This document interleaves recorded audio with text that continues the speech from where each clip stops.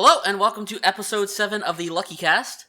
This is the Groundhog Day edition of the podcast, which I will explain in a second. First, let me introduce myself. I'm the host, DeoxysPrime, and joining me on this edition of the anime podcast, we got Mule. Hello. We got Collin, making his very first ever debut on the anime podcast. Again. Yeah. Fuck anime. We got Kenny. I've said it before, but my name is Kenny. Hello. And live via satellite, we got Funk. I'm actually very offended. Kenny made the exact same joke that I was about to, and I don't actually know what to do. Why did you call me last? I actually fucked up. I was gonna do Shellblade last again, but I fucked up the order. You cut me by happenstance. Start over. Everything's going wrong all over again. Yes. So Steve, why is this the Groundhog Day edition? The reason is, and the reason why this podcast is a couple of weeks late, is because we actually recorded a full 3-hour podcast 2 weeks ago, and I lost the audio for myself and no one else. Thanks. So wait, Steve, are you saying that we wasted 3 hours of our time? So that's 5 people. We wasted 15 man-hours? Wasted is a strong word, Funk. That's why I used it. We learned a lot in those 3 hours that will prove useful tonight. But unfortunately, we do have to re-record this, so if it sounds like, we're a bit unenthusiastic at times, it's probably because we're repeating the exact same points we did before. But we're going to soldier through this because we're professionals, right, guys? We are soldiers. Let's talk about we are soldiers for 3 hours. Or we were soldiers. Whatever. So there's going to be a bit of a format change in this podcast in order to help alleviate some of the repetitiveness. So we're not going to do the normal thing we usually do and that we did before, where everyone goes one by one and says their favorite anime of the season. I'm just going to pick a show at random, and we're going to talk about it, because I already know every show that we talked about last time. So we're not. No, you didn't. You said that before we started. What do you mean? Didn't you say that? What? That you didn't know what show, like anything about the shows that aired last season? I was making a joke, Kenny. You took it too serious. So do you have a wheel that you're going to use to choose these? No, I actually just put them in a specific order, and then I'm going to go down the list. So it wasn't random at all? It was not. It was another ruse. You lie like a rug. So if your anime that was the favorite of last season comes up, you can just mention that. I'll probably mention it anyways, because I already know which ones they are. Ruins the surprise for everyone, but Bookkeeper over here. Nothing gets by Steve. And speaking of bookkeeping, just to mention that we're actually talking about the summer anime season, even though we're well into fall now. Summer 2015. Yes. In case there's anyone watching this in the future. Of the Gregorian calendar. Thank you, Steve. What are the other calendars? Well, there's the Mayan calendar. It depends if you want to base it off the sun or the moon. It's generally what most calendars go off of. Like the Chinese calendar, ours is based off the sun. Is this anime? It is now. All right, welcome to the calendar cast. I'm your host, Funk. We can finally talk about Shellblade's favorite villain, Calendar Man. But no, we're gonna jump right into this. Let's talk about Monster Musume. Go. Well, okay, I'll just go take a break. Okay, so Poppy's best girl. We're trying to not repeat what we did last. So. Okay, no. Can I start off? Oh, absolutely, yeah. Because I wanted to say, because I remember last time someone kind of scoffed at this when I mentioned it. Was it me? It might have been you. I actually feel like, in terms of the harem genre, Monster Musume was a very fresh breath of air. They mean a what? A breath of fresh air? If you put, it doesn't matter what order you put those words in Shellblade, it comes out the same. All right. The addition of Monster Girls did give a very fresh feeling to what is largely a tired genre. And I realized that most episodes were very much the same kind of, cliches and situations you'll find in the show. But it did offer a few new ones. Like, I don't think you'll see many anime where they make skin shedding and egg laying very sexual. But this is one that does it.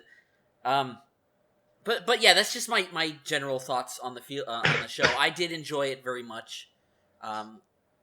Usually, I'll watch these harem shows, just because whatever. But they're never anything special. But I felt like this one truly was maybe not the greatest one, but I think it's up there. Can I ask you a question, Steve? You sure can. Okay, so to lay some groundwork for the basis of my opinion, I did not like the show. I watched the first episode and I dropped it. But I want to ask, because based off the first episode, it seems like a very extremely typical hackneyed show with just monsters in it, so just a different coat of paint. So, what does the show offer that doesn't devolve into just, oh, they look like monsters and do monster things, but you could replace that with any kind of personality quirk? Like, what is truly unique about this show and the fact that they're monsters? Can I take this? Yes, please do, Shellblade. Okay. So I will concede to Steve and say that, I like the show. And I also concede to Funk and say that the show probably isn't that great, despite that. And probably what the show's greatest strength is the situational humor that comes from the main character dealing with monster anatomy. That's usually what I would like. That's usually what most of where the appeal comes from for me, and especially since the creator of this, who has a funny pen name, Crabman, who makes a couple of cameos in the show itself. As a Crabman? Yes, you'll see his crab avatar. I totally missed that. I'll have to look out for that next His time. crab Yes. avatar? He deliberately chose monster girls that were unappealing to a lot of people, and so credit to him for taking this sort of I guess you could call it a sub fetish, of sorts. It What is was that? around because I remember seeing some it a lot. escapist fetish subculture, Yeah. and making it appeal to a audience that would probably never give it the time of day otherwise. What audience is that? I guess I'm not gonna say more well-adjusted people. It's still a weak show. Yeah, this isn't a show for grandma, It's like the people watching this probably have their own things. I guess people that are slightly less degenerate. And even like all otaku don't watch all anime. Except Kenny. Anime. Except Kenny. Shut up. And I'll throw in like for the most part, Funk, you are right. It's not vastly different from this sort of anime, but every now and then there'll be a scene that kind of relies on the premise of the show. A very, very fun one that was well into the series was when they were in the forest and the slime girl got thrown into a vat of chemicals, and it turned into a parody of Godzilla, where she became a giant fucking kaiju. And the main character got thrown on her breast and had to hold on for dear life, and it was hilarious to watch. So you do it's the show's not always that like that, but you get those kind of moments that make it a lot more fun, and kind of break the mold a bit from a more traditional harem series. I feel the first episode did not make a strong first impression. Yeah, you guys say that a lot, especially because it featured just Mia. Yeah, I think the she's biggest. No one says Mia's the best girl. But I think beyond that, the reason it didn't deliver anything worth sticking around for is that all the situations he ends up with Mia, right? Mia, that's her name, Snake Girl. Yeah, you could have substituted a human girl in there, and it would have been the same plot. exactly. So like if it was a black girl and people were getting mad about interracial couples, it would be you have the same. I mean, story. there's like back to my point. The entire show's not like it, but there are some moments, like specifically in the first episode, you have him discovering what Mia's panties looks like, and that scene would not be possible in any other harem because even the most dumbest knuckleheaded main protagonist would understand and know what panties look like. I agree that is unique to the show, but at the same time, I did not find that scene to be particularly funny. Well, that's fair enough. Humor is subjective, so I can't really fight you. Yeah, but I will concede that you would not be able to have that scene in a that's basically the crux of my argument, where the entire show isn't like that, but there are enough moments like that kind of separate it from the rest in my mind. Like, I'm not saying it's a great show, but in terms of this genre, I think it's among the very best. Like That's a Shokugeki- bold claim. It is a bold claim. I'm not sure if it is a bold claim. I don't think the harem genre has very lofty goals. No, but there's. Well, I'm not an expert. I'm not Kenny, but there have been good shows that can fit under the harem umbrella. Yeah, but usually the harem is not necessarily the focus of the show. It's an element of it. In this, it's very clearly the focus of the show. All right, I'll buy that. Because there are a lot of shows where like people don't like harem anime, but they'll still watch it because the harem's only like a side point of it. It's not the focus of the show. Mule, you wanted to jump in and say something. Yeah. To reiterate what like Steve and Shilber were saying, was like the characters aren't particularly deep in any way whatsoever. But I felt like, say, beyond the first episode, the show does get better about like using the character traits to accentuate and I guess smooth out the show, like for the situational humor to like pop into place. And He said it. But yeah, like it's not a deep show by any means. It's just like if you're into that like style of humor, I think you'll quite enjoy it. Otherwise, you probably will just end up dropping it like as early as you did. Yeah, I- it's not a deep show, but it's also not trying to be a deep show. Let's be honest. I do want to take some umbrage here. There it is. I get my fair share of umbrage. So saying it's not a deep show, it's like I understand that. You look at it, you're not expecting a deep show. That doesn't forgive it for having a number of flaws. Not whether or not you agree with them, it's like you can't just write everything up and be like, well, it's not trying to be deep. It's like it doesn't matter. Shows don't have to be deep to be good. Certainly, like it's certainly a flawed show. Like, and it's kind of barren in like a lot of like areas like characterization and like the sheer situations just kind of like very. It's a fucking harem, for God's sake. Well, okay, but that's just the point that Funk just made. But Yeah. I also think it's fair to keep in mind what the show is striving to be. Because if a show strives to be more than that and fails, I think it deserves harsher criticism than something that doesn't try and just embraces what it is. Like, But there are I'm not saying it excuses the flaws, by the way. I'm just saying this show doesn't try to be more than what it is. Yeah, it's just it kind of messes with how you evaluate the show. Because I can measure it by the goals it's trying to achieve, but it can still fall short of that. Just because it's trying to be, silly and nonsensical and just like fan servicey, right. doesn't mean it automatically succeeds by setting such a low goal. And I've seen shows that aim for so low and miss and are just even worse for it. The flag anime. The flag anime. Please let us not talk about that. And conversely, I've seen shows that aim for that bottom of the line shit, hit it, and are somewhat enjoyable.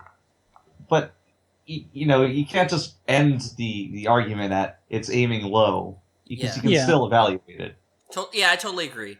But I do think this aims for a specific thing and hits it. I don't think there are too many missteps in what it's trying to do. I think that's fair. It's slightly higher than people are actually giving it credit for right now.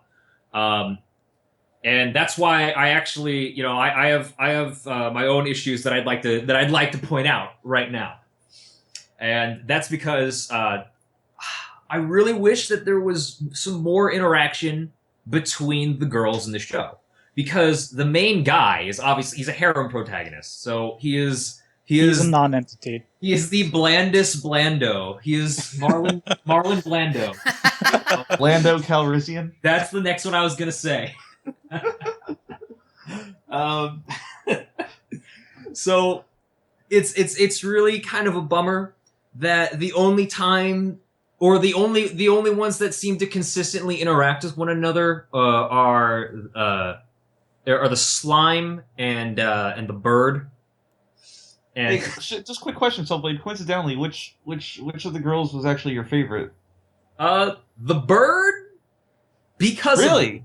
because Yeah, of that's such a coincidence. But did we not all agree that the spider was the best? Did I miss the memo? We the haven't spider's said the best. Spider's the best.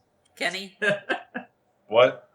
God damn it! You're supposed to say. There's Never mind. No, I'm listening. Just whatever. Continue, Go ahead. Shellblade. Yeah. There's a nice scene where there's actual conflict between the spider and horse pussy, and they reconcile, and it feels like they develop as characters in that scene, and it feels like a lot of it gets shouldered on Mia the snake, because she's the first girl, so she gets a lot of the screen time, and it's just kind of disappointing because Mia feels one note with a lot of the girls.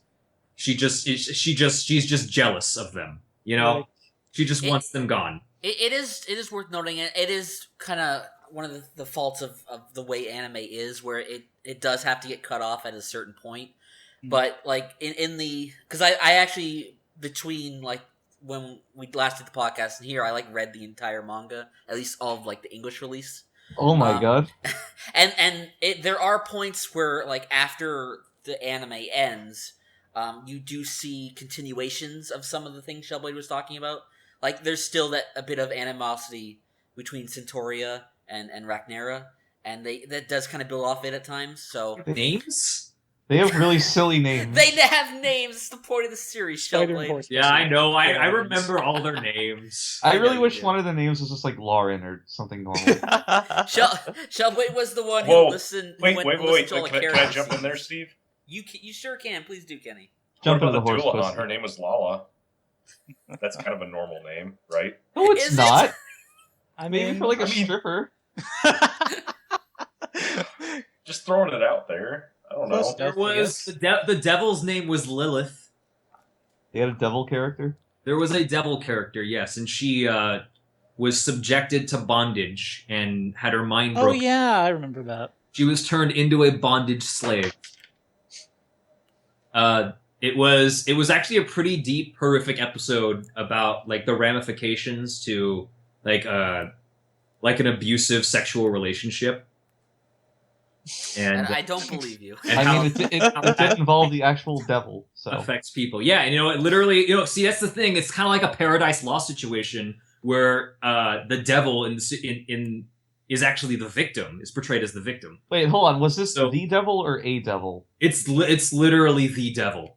The devil. Mm. Oh my god. And the devil is a lolly. So yeah, No, she's not the devil. Wait, Yeah, is there a I'm is just there a I'm just- light novel called The Devil is the Lolly? Because there's gotta be. no. No, there is one called The Devil is a Part Timer. God damn it. You may be confusing it. Just want to throw it out there. Everything I just said was bullshit. So Yeah, I you're- figured as much. I was wondering where the fuck you were going with that. Well, I completely believed you because it sounded like something that would happen in this And show. also because you didn't watch the entire series. I didn't watch 11 of the 12 episodes. It happens. Well, I have no qualms about that. I do like how we ended up having an even more serious discussion about this show than what we had the last time. We just kind of skimmed over it last time. Yeah, I thought I was able to get out easily twice, but not so much. we keep pulling you back. Keep holding me back. Talk about horse pussy, Kenny. What? Let's Hot turn dog this down the question to you hallway. because I don't think we've asked you before. Is having sex with a centaur essentially the same thing as having sex with a horse? Because the pussy is just a horse pussy either way. Why Yeah. would you ask me? because look, you're mounting the horse side, and you can't even because the see. horse side's so long, you can't grab hold of the human half.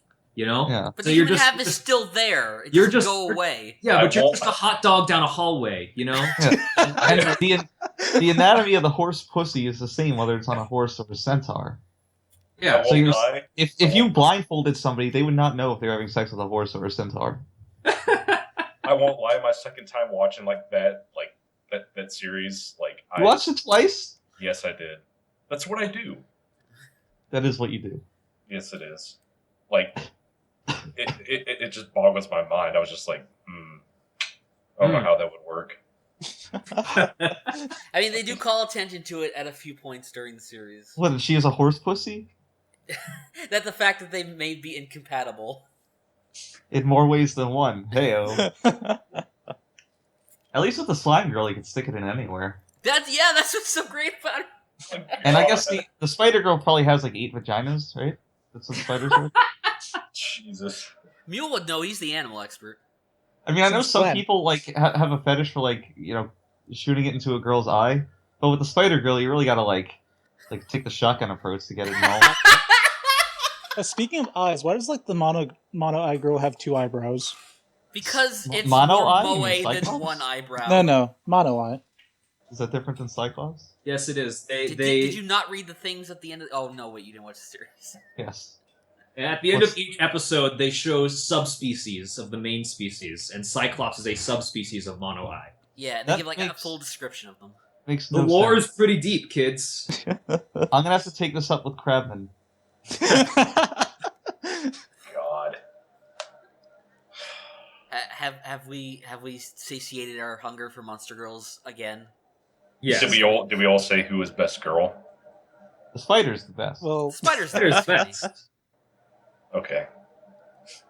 No, I don't think we've ever heard who's your favorite girl.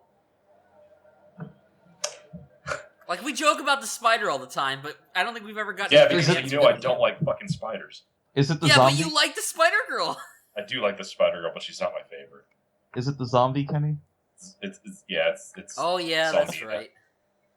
Kenny just likes the idea of detachable boobs. Ha! Oh, shut up.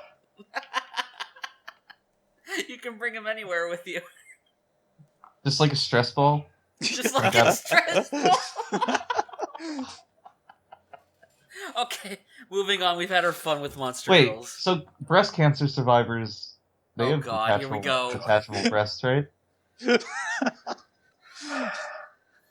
Have you seen them walking down the street with like one boob? Yeah. Wait a second. But if she's a zombie, is she really a breast cancer survivor? You're right. I Maybe don't that's think how she she died died. of breast cancer. Maybe there's just a really sad, tragic story behind Zombina. Steve, segue, please. It's a So tumor. Charlotte, I'll have you know did you watch Charlotte? that I watched all 13 episodes of Charlotte. What? When? Wait! You told us you didn't watch anything in between. Yeah, I know, I lied because Oh, you. no. More lied secret again. shows. Yeah, because Wait, hold on. last time. Hold on a second, guys. Last time we did this podcast, audience, I had 3, maybe 4 shows that were totally secret that I brought up that I watched on the podcast. They were also really cool. and now they've Totally- they've spoiled all of them. Now they know all of them, so I had to get in one more. Oh, so this is why you didn't watch anything from the new season. 'Cause this is what was taking your time. No, I think he just No. wanted to perpetuate that meme. Oh. But yeah, because Charlotte was like the one show I expected him to watch, and then when he revealed he didn't watch it, I was pretty surprised. So I'm gonna let you start this off, Shellblade. Wow. Since apparently you wanted to watch this so badly, what did you think of Charlotte? Actually, I wasn't very adamant about watching it, considering I Oh, watched okay. it 2 weeks after everything else. Also, we kind of spoiled everything during the podcast, but I don't know if you remembered it. Yes, you did, and you spoiled everything prior to that, but it's okay. I don't think I quite remembered everything. It's also not a very plot intensive show. Like it's not like twists and turns. Well, it is. No, it is. There's a lot of twists and turns, but I don't think they really mean anything without the context. Yeah, it's You know, not. I It's really wish Charlotte had more momentum to it. Like I wish that I hadn't been aware. It's a 13 episode series, so I shouldn't feel so stagnated in status quo for a series that short.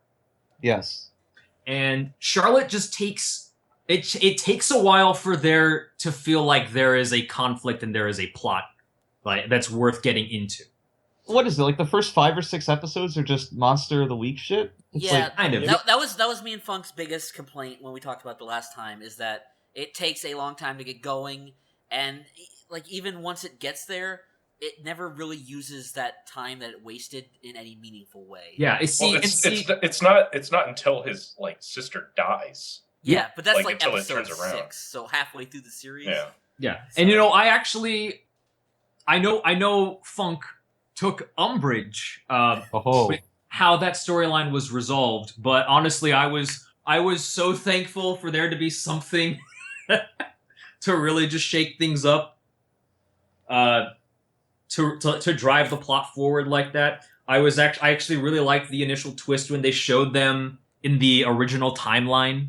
Yes. before the first time leap. I just wish it feels like the show could have ended at the 12th episode, because by the time we get to the 13th episode feels like it could have been a completely different show or season to this. And that's just so unfortunate. I guess they just not confident about getting another season. I don't know, because I mean, the way the 13th episode ends, it's like you don't even need that resolution to be satisfied with it. Like if it had ended at 12, like you said, it wouldn't really have left anything that's open. what I'm saying. That's what I'm saying, because the 13th episode feels like it could have taken up a whole other 13 episodes. Yeah, and it didn't, because it's like a whole new conflict.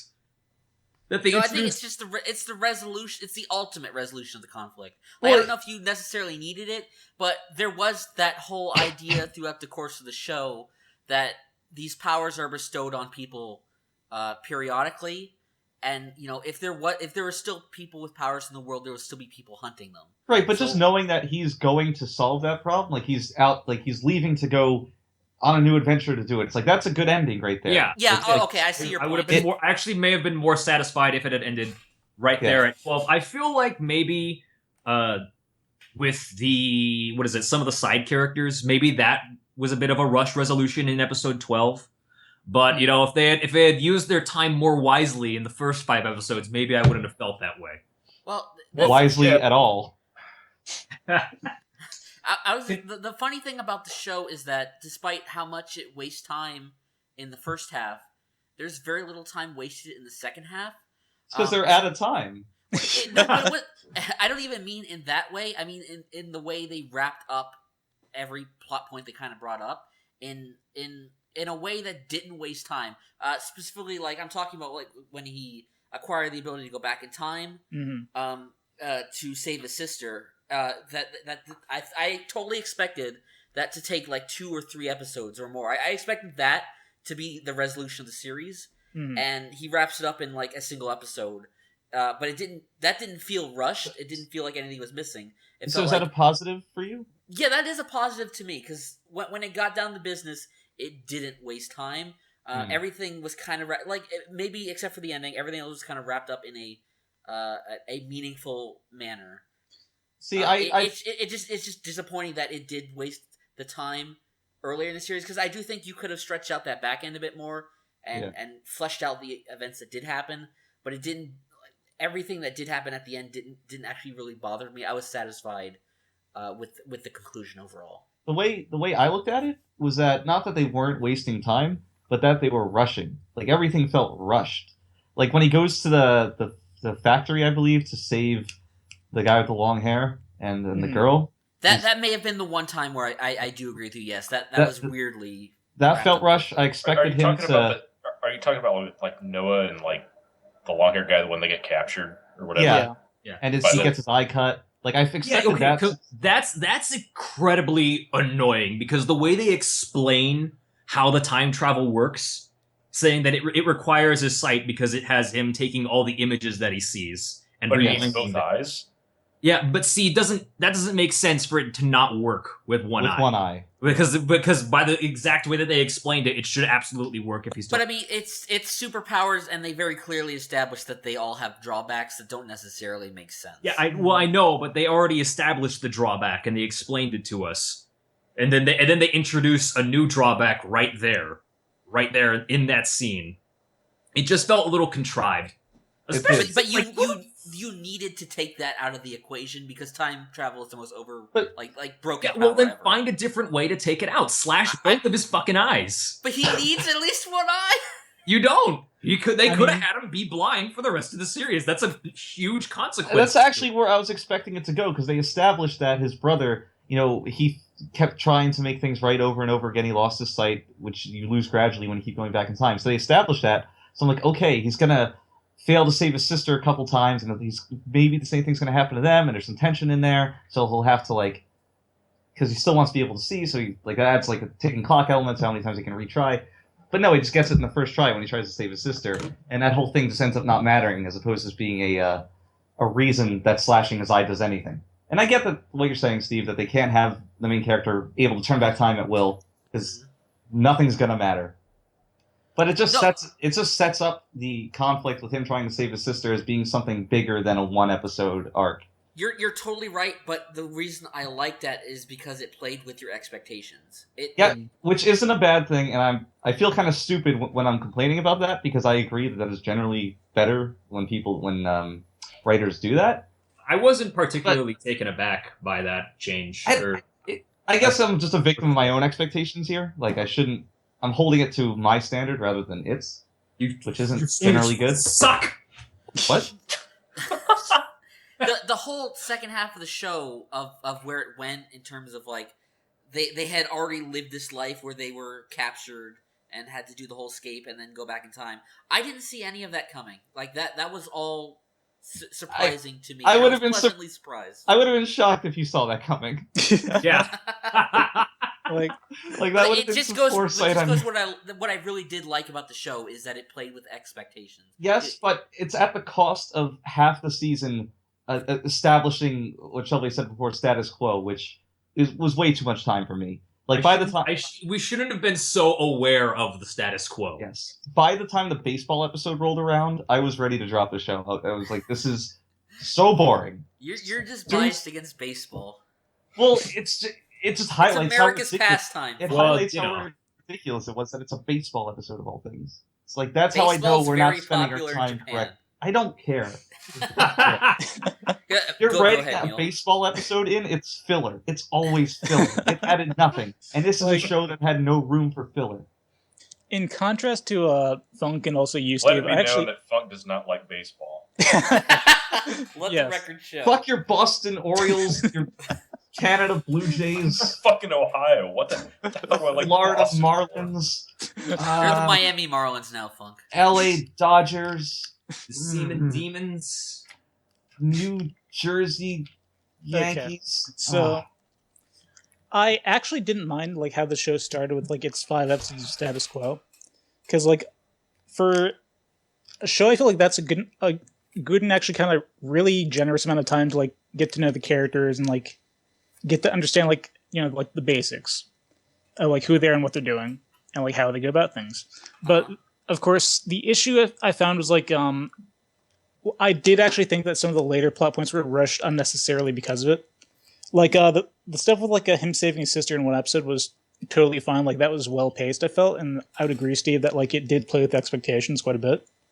But I felt like they just kind of like planned out so much like at the end of like the addition of like alternate like sides, like those like what was that group that was like that kidnapped his waifu and like the long hair guy. PETA? They never explain.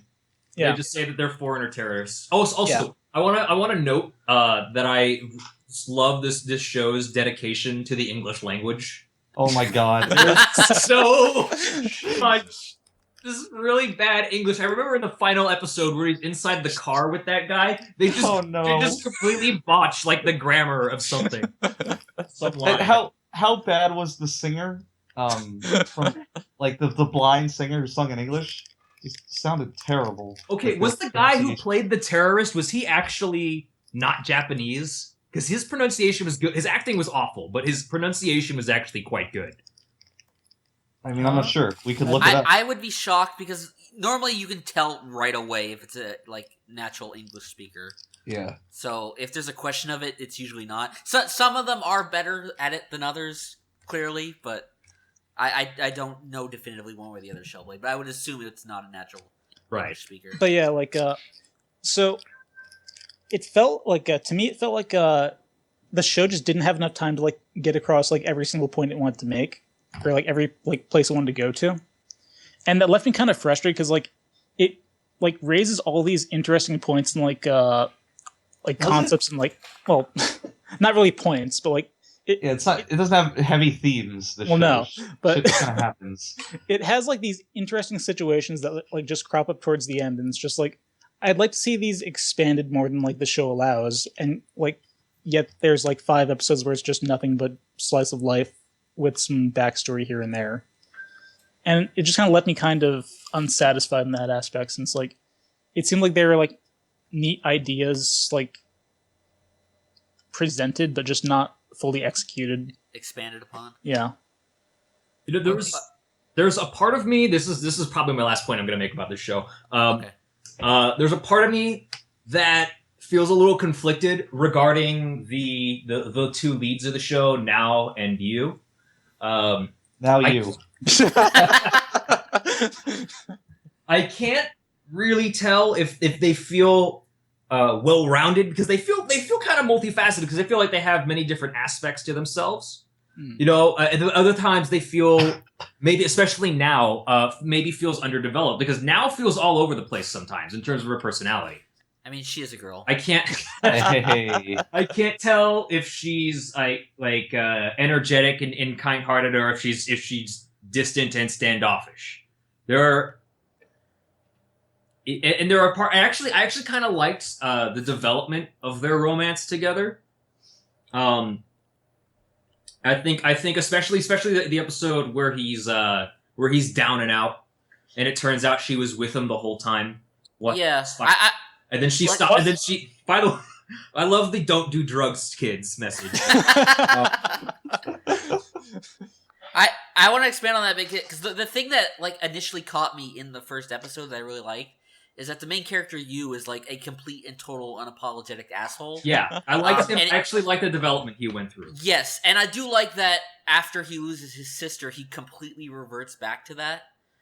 It was a nice callback, and it just didn't feel like he became the like a complete goody two shoes like right away. Mm-hmm. There was still that element to him. So yes, I thought in general he had very good development. Kenny, did you want to add anything to Charlotte? I mean, are we coming to a close on this subject? Yeah, if you want to throw anything. Okay. What about the end, Shellblade? What you were talking about? Like, how would you? I mean, what is your feeling on like the relationship, like when the show ended? Like how he was. Like, I was totally fine. How he's blind and doesn't remember her, and she just gets all emotional and stuff. Like, would you rather him? Like, I told Steve about this. Would you rather him die or end it the way it did? No, I was totally fine with the way it ended, the way it did. Again, I would have really liked if that storyline was, if they were going to do that storyline with him traveling around the world. I wish it was longer. But I did really like how he lost more of himself, but then the flashcards were like his anchor.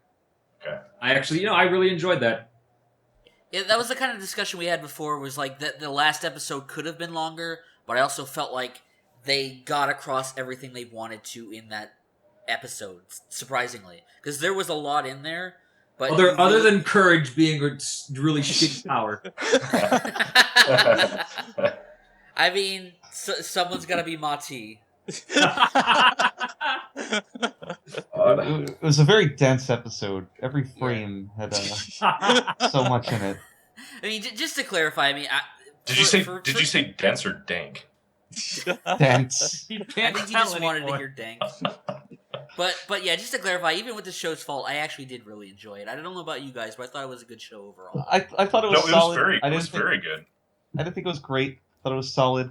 I don't know. I think it could have been great. It just came up short. Yeah, I I'd think say- I I'd say take solid. the flaws I'd into say account it's much solid. more heavily than you did. Yeah, it just came a bit too short for me to like really rate highly. I just felt kind of burned by it in some ways due to like Can how I things felt unresolved.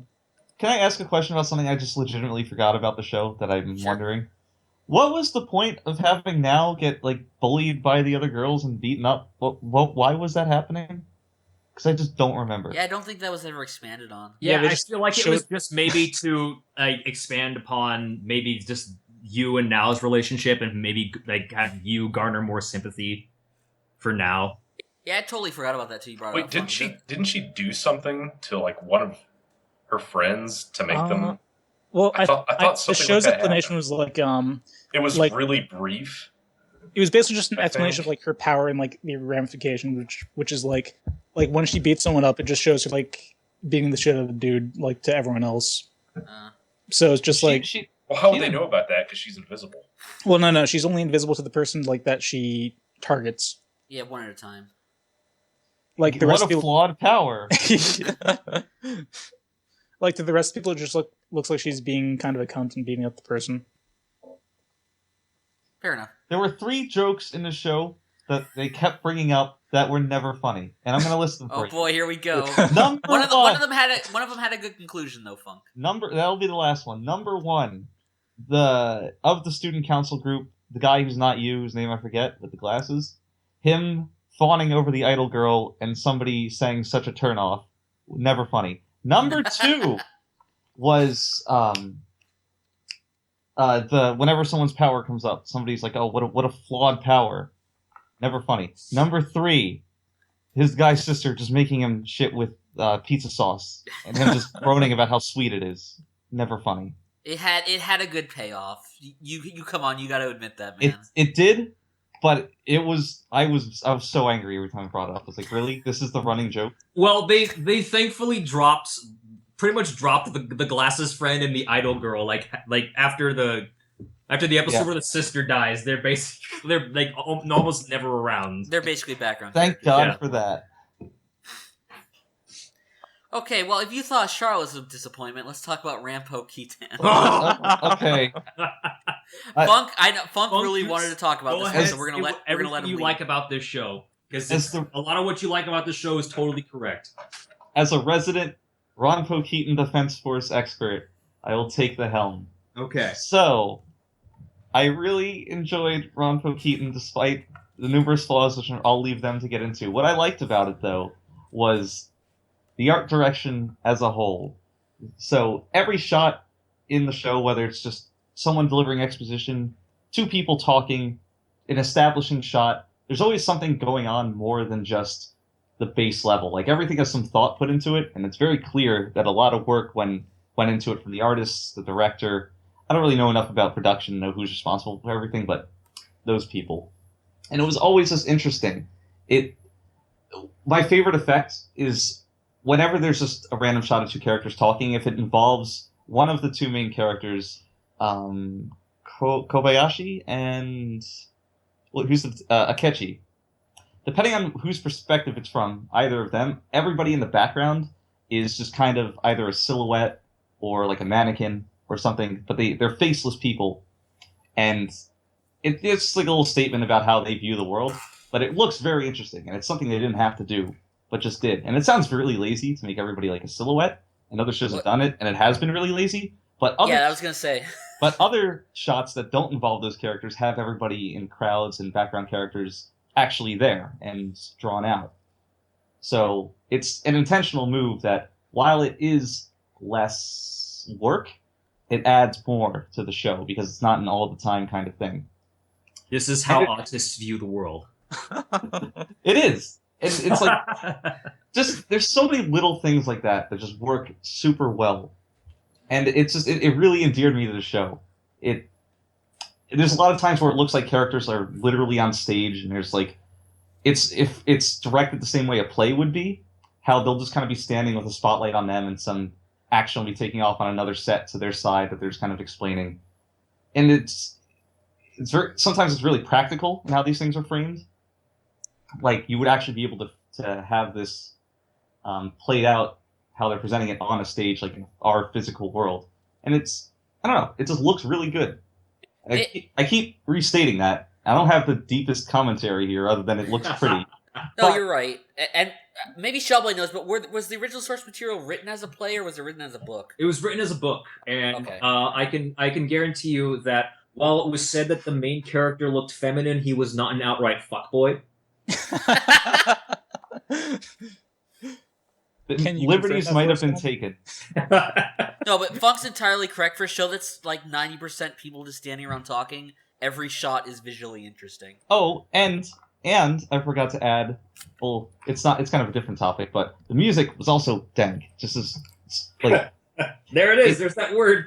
There's a lot of like jazz and styles of music that you don't always hear as background anime. Like, there's nothing that's like poppy or just like general VN easy listening music. Like, if you were to actually listen to the tracks that are playing, like, they're actually like pretty like challenging music. It's like you could get into it. It's good. That song that Akechi always listened to really set the mood well whenever it was played. Yeah. Do you know the one I'm talking about? I do. In his like little apartment detective. Jukebox? Yeah. It's just, oh god, I love it. I love the design of some of the characters. Not like the main characters; they're just like random animes. But like Shadow Man, like the guy with the bag, Master Disguise guy, like loved his design. I don't know. It's like the 20 Faces mask was cool. It's oh god, everything that wasn't the characters, the plot, or anything important was really done well. It was, and all that stuff was a mess. Yes, it does. was. Like as soon as it tries to tell the overarching story, like the show completely falls apart. Because this is about as bad as a mystery show can get.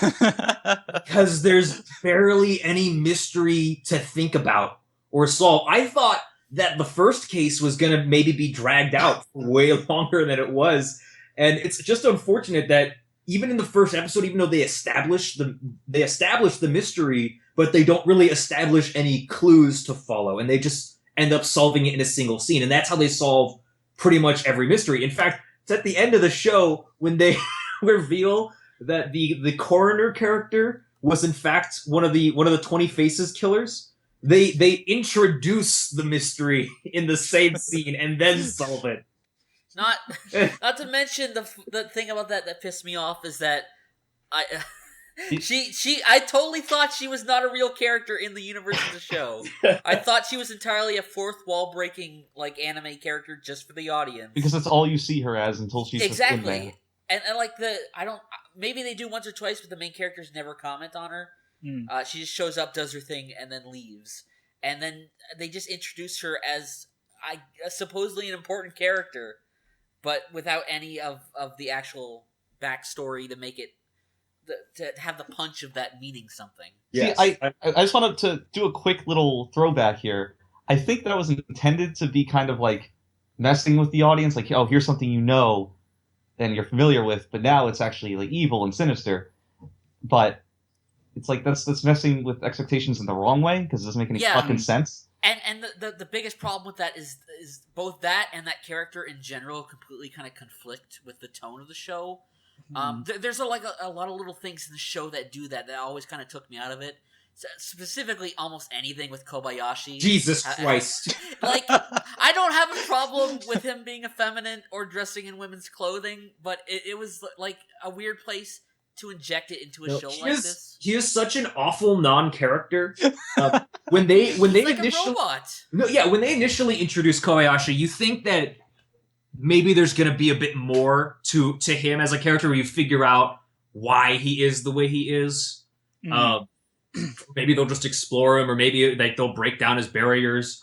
But they just abandoned Kobayashi as the main character, and they make Akechi the main character midway through. And I'm not a fan of Akechi either, but he's still miles ahead of Kobayashi, because Kobayashi gives the audience even less of a reason to be invested in what's going on, because he's not invested in what's going on, because he's just doing this because he's fucking bored. See, I kind of like that though. So Steve mentioned when I was initially, but like you go 6 fucking episodes of this guy being bored. Well, like at least Akechi, who's like kind of obnoxiously perfect. At least Akechi has like history and he has a reason to do what he does. Right, like, but hear me out. So before Steve said that when I was describing elements of the art direction, it's like, oh, or maybe you said this. It's how like an autist sees the world. And if you imagine Kobayashi as being like legitimately autistic and just unable to connect or empathize with people, like the character makes sense, you know? He's not wrong. Then okay, well I get that, and they try to maybe explore that a little bit more with having him empathize with the crazy guy, the main villain at the very end, right? Yeah. But even then, Kobayashi is just like a smiling fuckboy throughout the whole thing. Like he never really feels like he even really connects with the guy. Yeah. Like but at the same time, he's like convinced and won over by him, and it just doesn't feel natural at all. And to add on to the Kobayashi bashing, the main issue with Kobayashi is that like they never take him far enough in like any one direction to really like work with the show's like strengths, which are honestly I would say like the characters' interpersonal relationships are the only thing they do kind of well in some episodes. Kind of. This is the worst part of the show. Relative to the mystery and shit, they do the character relationships better than the rest. It's different levels of bad, yeah, but Yeah, it's like, I that's wouldn't what I'm commend saying. him for it at all. I don't know if it's worth defending though. Well, no, the thing is, like, with Kobayashi, like, they basically made him, like, I guess, too noticeable to be, like, a proper blank slate, like, through which to view the rest of the cast. Like an insert. Yeah, character. exactly.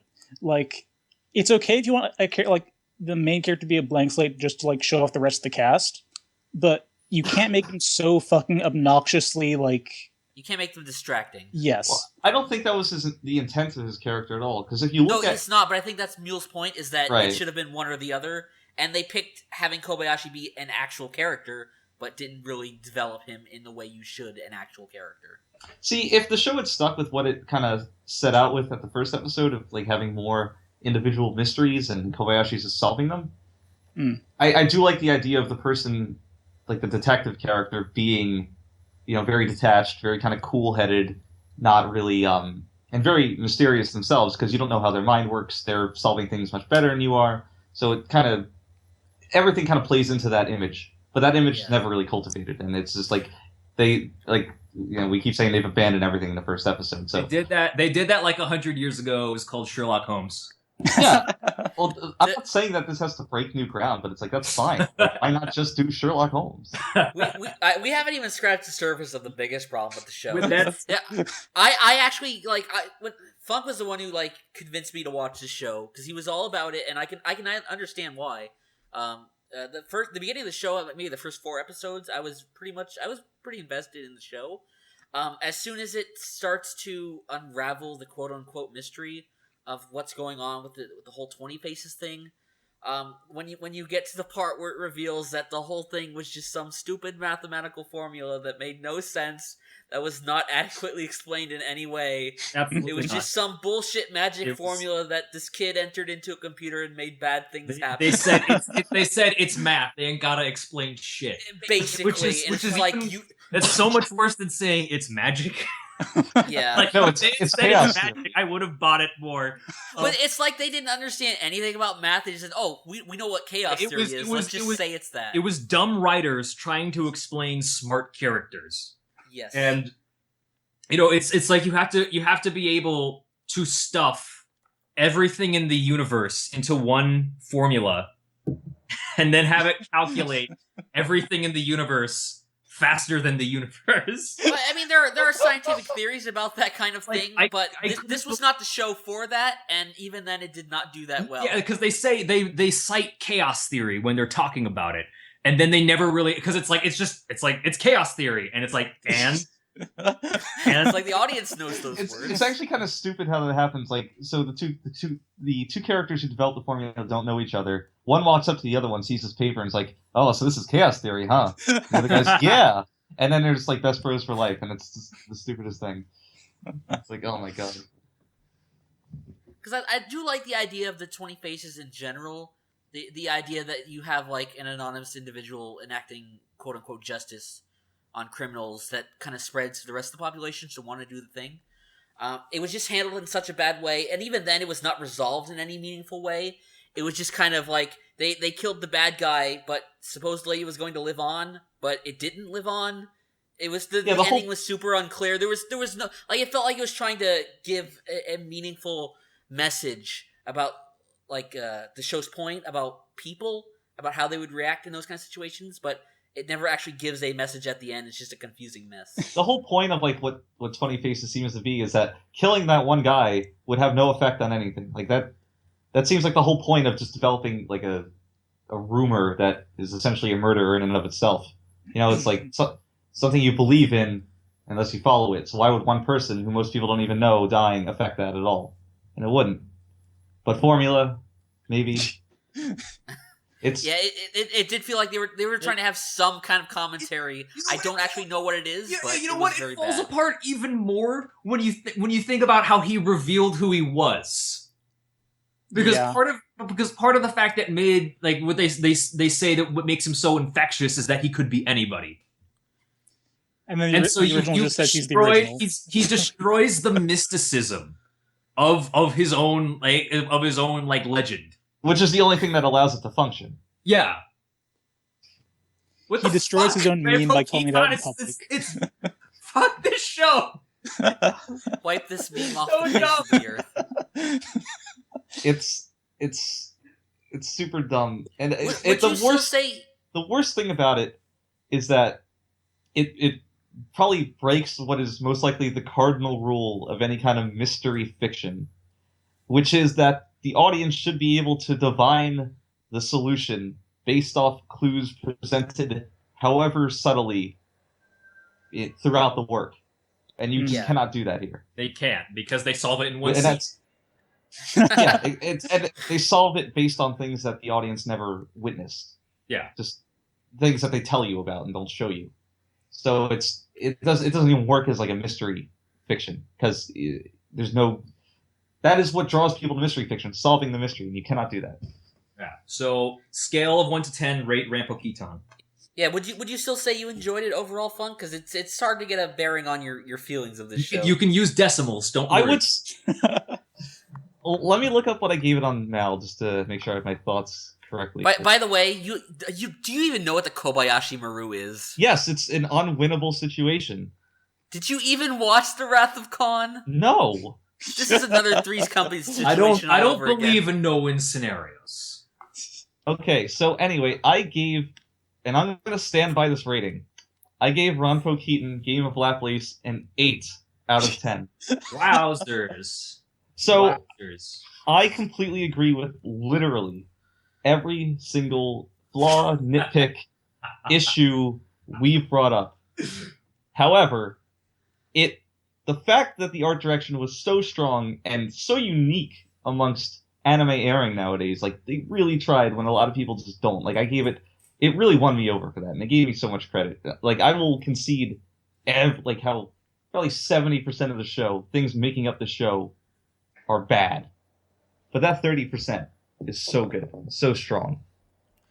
And Yeah, I mean, I would completely disagree, but I also understand the fact that certain people weigh certain things higher than others. So if that kind of stuff really matters to you, I can see how you would get that much enjoyment out of a series. I gave it like a 6, just because like I didn't hate it, but you know, it just in the end it was just a disappointment. Yeah, and if somebody had told me that they gave the show a 4, like I would be like, yeah, that makes sense. Yeah, that was completely get shellblade. it. No, I gave it an 11 out of 10. Really? Boy pussy. Yeah. Your Kobayashi Dakimakura is on the way. I would buy one of those and have no shame about it. I mean, you probably could since you're in Japan. Oh. Kenny, What? just be glad you didn't watch this show. Yeah, I'm glad I didn't. It was like the one show of last season you decided not to watch. and you No, probably I think did you could watch a couple episodes, I will say. Really? Did you really? Yeah, I did. I'm sorry. I thought we talked What'd you- about this. No, What'd you think? I thought you didn't watch it at all. I thought I watched it like at least like 2 or 3. I'm guessing you didn't care for it. I just lost interest. To be fair, those are the stronger episodes. I guess then he bailed at the right time. It just Yeah. all falls apart after like Kagami like gets convicted. I don't know who that I is, can't but believe okay. you remembered his name, Mule. Holy shit. I did too. I thought he was like one of the like that arc, that 2-episode arc where they're figuring out like who's the first 20 faces. I thought that was probably the strong point of the series. Although I did feel like his backstory of why he became 20 faces, about how his sister got killed, was like the most cliche Yeah, contrived. that was- thing ever. Although, like, I'm gonna give this to the show, and this is obviously to the visuals credit, as Funk has noted many times. But that moment where you see his sister hanging there, and you don't know how mutilated she is until the wind blows. That's fucking phenomenal. So that was a good scene, so maybe I would bump up my rating just for that. just for mutilated girl bodies. Mutilated boy pussy. Not enough of that, huh? I felt so. I just want to point out. So throughout the show, as Kobayashi cross-dressed more and more frequently, I was like, guys, it's just one scene. It's not the whole thing. And then it happened again. I was like, it's just one. It's not the focus of the show, guys. And it kept happening. And I was like, ugh. Boy, you had egg on your face. I was. I believed it. I believed what I was saying. I was just wrong. It happens. It's unfortunate. I still think it's next- my favorite show that aired that season. Wow. strong words. From a Yes. from a Japanese man. I value creativity. Even if it wasn't in all the areas of that show, it was there. Sorry. I guess no one's gonna fight you on it, Yeah. so we'll move on. Sorry to stop the show. Showstopper. Next show on the list is Non Biyori Repeat, and before anyone talks about this, Shit, time for me to go into hibernation. Comfy. on the Lost podcast, I said if there was ever another season of the show, and we talked about it on the podcast, Funk was banned from using the word comfy to describe it. Oh. So now that we get to redo this podcast, Funk, why don't you tell us what you thought of Non Biyori without using the word comfy? Or Without the comfortable. C word, huh? Hey, Funk. I can help What? you out here. No, that's okay, Kenny. I'm up for a challenge. Okay. So, You also cannot replace the word comfy with cunt, by the way, in case you were thinking that. I was about to say cunty, but so Non Biyori Repeat, as the name would imply, is actually a repeat of the timeline that occurred in the first season of Non Biyori. I'm not even saying that as a joke. The same year, they both cover the same year, but look at different events within that year.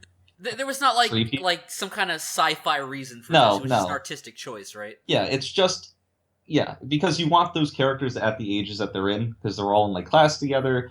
You have just interactions that you wouldn't get if they were more separated by age. So it just wanted to look at that time frame again.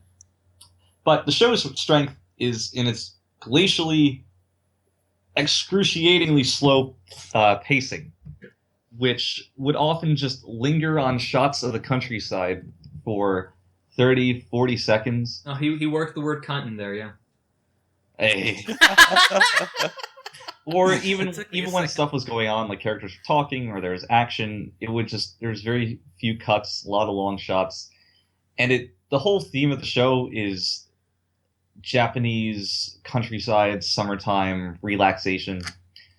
And the feeling you get while in that situation, that really pleasant feeling, is communicated well by the show. And it really just makes you feel warm and nice inside when you watch it, which is ostensibly the whole point, because there's not a lot of plot going on. There's not a lot of character development. It's more about character interactions with one another. Like the main And Our- basically, fun things are fun. Basically. fun things are fun, but the main character Renge, like the smallest girl, who's like maybe like a kindergartner or a first grader, super young. Her interactions with older characters are like the heart of the show. Like they really bank on you liking her character, and I mean they succeeded for me. So whenever she's like doing cute things or just there's one scene that was really great where she learns to ride a bicycle with the help of her older neighbor. Candy store. Candy store. She runs a candy store, so everybody calls her Candy Store, which is a great name. And they have a really like bonding moment just throughout it's half the episode, I think. We're just learning to ride a bike, and it's just it's very pleasant. Try not to use that word.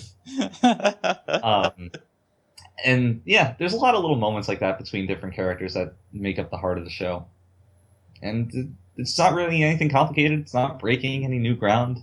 It's doing one thing and it's doing it really well. Is it just like a really solid slice of life kind of show?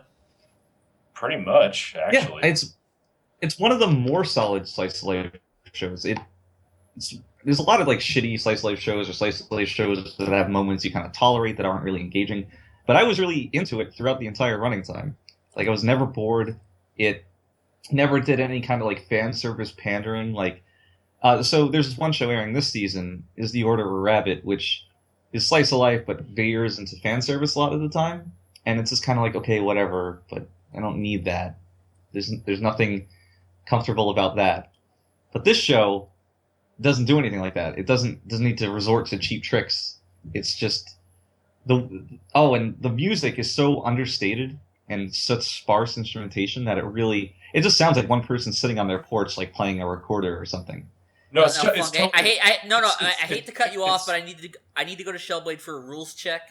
I was Funk said describing the other show. Funk said the word comfortable. He said the word comfortable. Does that count, Shellblade? I'm gonna be honest with you guys. In the interim period that this conversation has been going on, I got fucking stark naked, and I have been going up and down doing squats this whole time. So I'm gonna give him a pass. That explains Okay. the flapping noise I've been hearing. Yeah. So, but the music, because it's so minimalist, it just again lends to that whole feeling that the show is trying to create.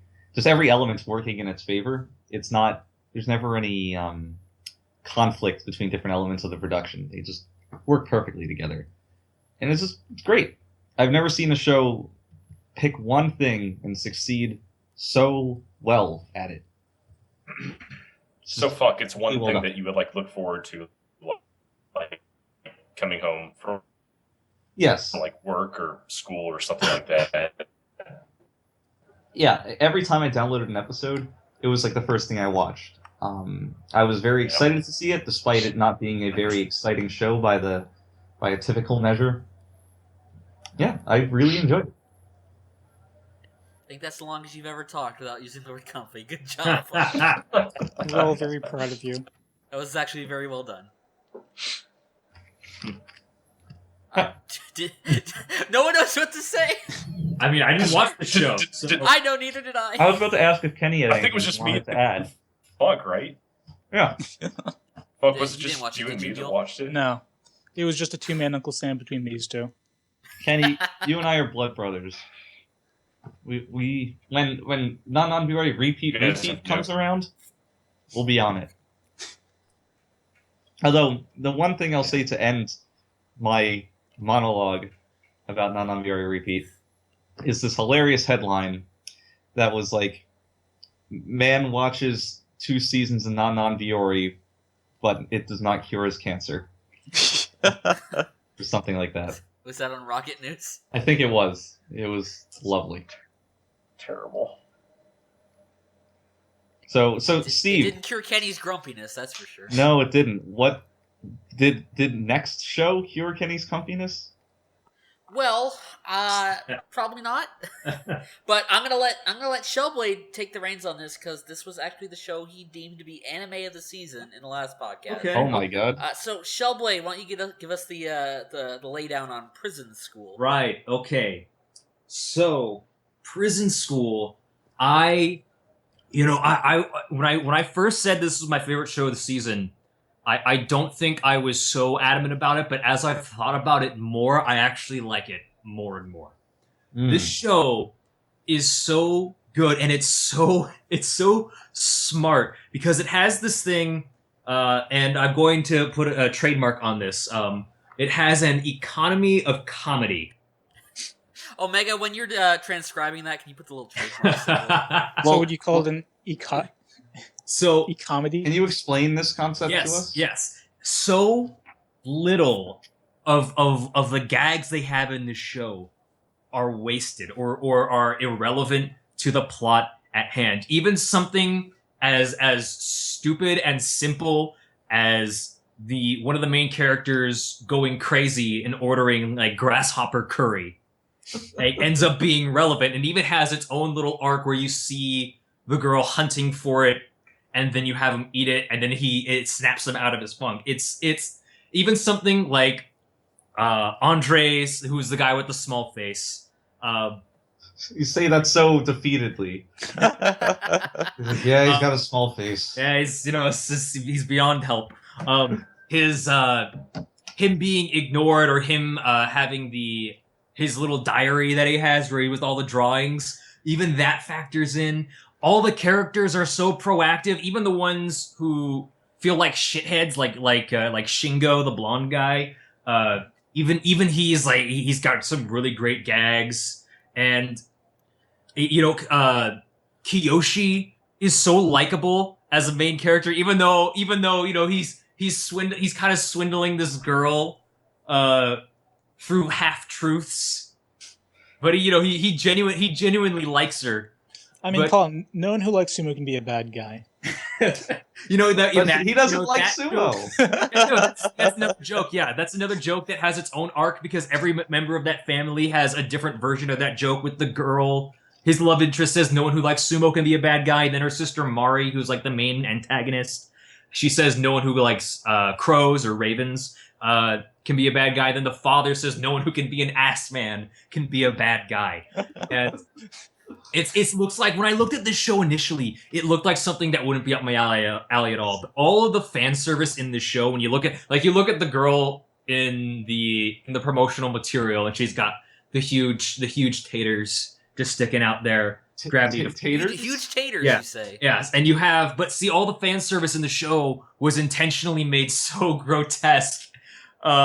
You have all these like squishing sound effects, like going like Buckets of sweat just everywhere. buckets of sweat and piss going everywhere. Oh. And you have at the same time underneath that gross out humor and these sound effects and the gross and like the weird close-ups of the faces with their beady eyes all sunken in and their teeth gnashing and they're all sweating. You have this heartfelt tale of brotherhood. And you have just so little goes to waste in this show. And it's such a great underdog story of these guys getting the shit beaten out of them for 12 episodes for 4.5 hours. And then when they finally triumph in the end and it all comes together and it makes perfect sense. Like, you have the biggest shit-eating grin on your face and it ends perfectly. Like, prison school is a fucking triumph, people. Yeah, just even to add on to that, like to me, the two things that the show did exceptionally well and that stood out to me is one, this was like the most tension-filled anime I have ever watched. I was about to say that. It's crazy. Every episode ends on the exact perfect part that has a great cliffhanger and just makes you dying to see what happens next. And that's every single episode. Like, there's nothing, like Shellblade said, nothing goes to waste here. And also the fact that it has 3 really well-developed antagonists. Well-developed, you say? Oh, yes. One of them, anyways. But they're developed as characters, but also developed as antagonists to where you like them as characters, but you also really fucking hate them, and you want the guys to succeed against them, which is always the hallmark of a great villain, where it makes you feel that emotion. And then when it turns it around in the end, and you see them get put in the same situation that the guys were put in, you're like, I can't wait to see that happen, like where that goes. Can I add to that real quick? Please do. Yeah, go ahead. So I agree that the 3 antagonists felt really developed as characters, but they were developed very differently, which was good. Yes. So you look at what's the name of the character with like the huge tatters? Mako. She kind of becomes like really likable. She's kind of goofy, and she's trying like her hardest. Like that scene where she's catching the grasshoppers for the guy's curry, and she gets really offended when they don't recognize her hard work. It's like she becomes really likable. But then you have Hannah, who you feel really sorry for her because she's going crazy just because she feels like really violated when the main character pops a boner right between her thighs, which is probably the crudest sentence I've said in a long time. And also pisses in her mouth. Well, Yeah. yes, that too. But like she's, things that are for like a high school student who hasn't had any kind of like sexual contact before, things that would actually be like pretty traumatizing or affecting. Like she just. You feel sorry for her for that. And so they strike different notes. I don't think that the main antagonist was developed in any kind of humanely likable way. Not as much until the end. Last time we recorded, we couldn't remember her name.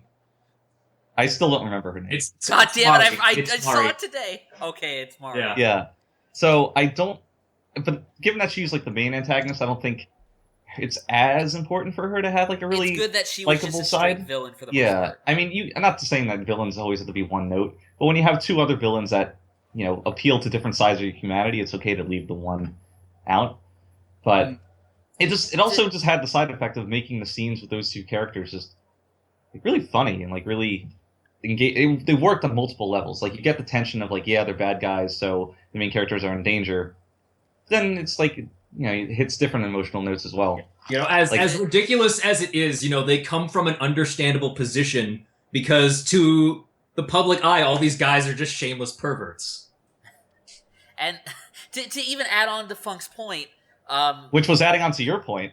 It was, yes. There's a lot of adding on going here, but I can't really recall any other Prison Break-esque animes that kind of revolve around this topic. So in that sense, it was a really good Prison Break story. And when you had what Funk was describing with Mako, how she had that kind of development of her relationship with the prisoners, where she kind of came to like them, even though she kind of had to put on the face where she didn't. That's a very classic element of a Prison Break story where the warden ends up coming to like the prisoners. So in that respect, it's just this is an anime that has a subject matter that hasn't really been touched before, which was also very refreshing to see. Kenny, did you end up actually watching this yet? Waiting for the uncensored.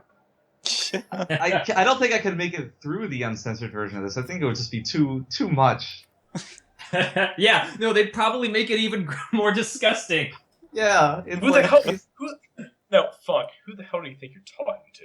Kenny, you don't understand. It's not meant to be appealing at all. You don't want to see what's busting out of these people's underwear. I remember Funk describing that he was very weirdly turned off by Mako's getting her panties stuck in that doorknob. Yes. Yeah. God.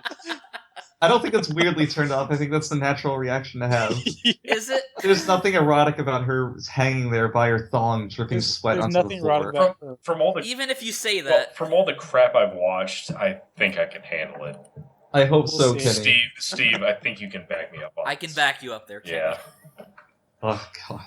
I would welcome watching the uncensored version. I've seen pictures of the first volume, and pretty much everything that was censored was just bathing scenes and nipples and the one character's Mako's panties, where they had to censor every time they had an upskirt shot of her. Yeah. I think also the fact that the censored version leaves more to the imagination kind of exacerbates, just what's what I'm looking for, how disgusting it is.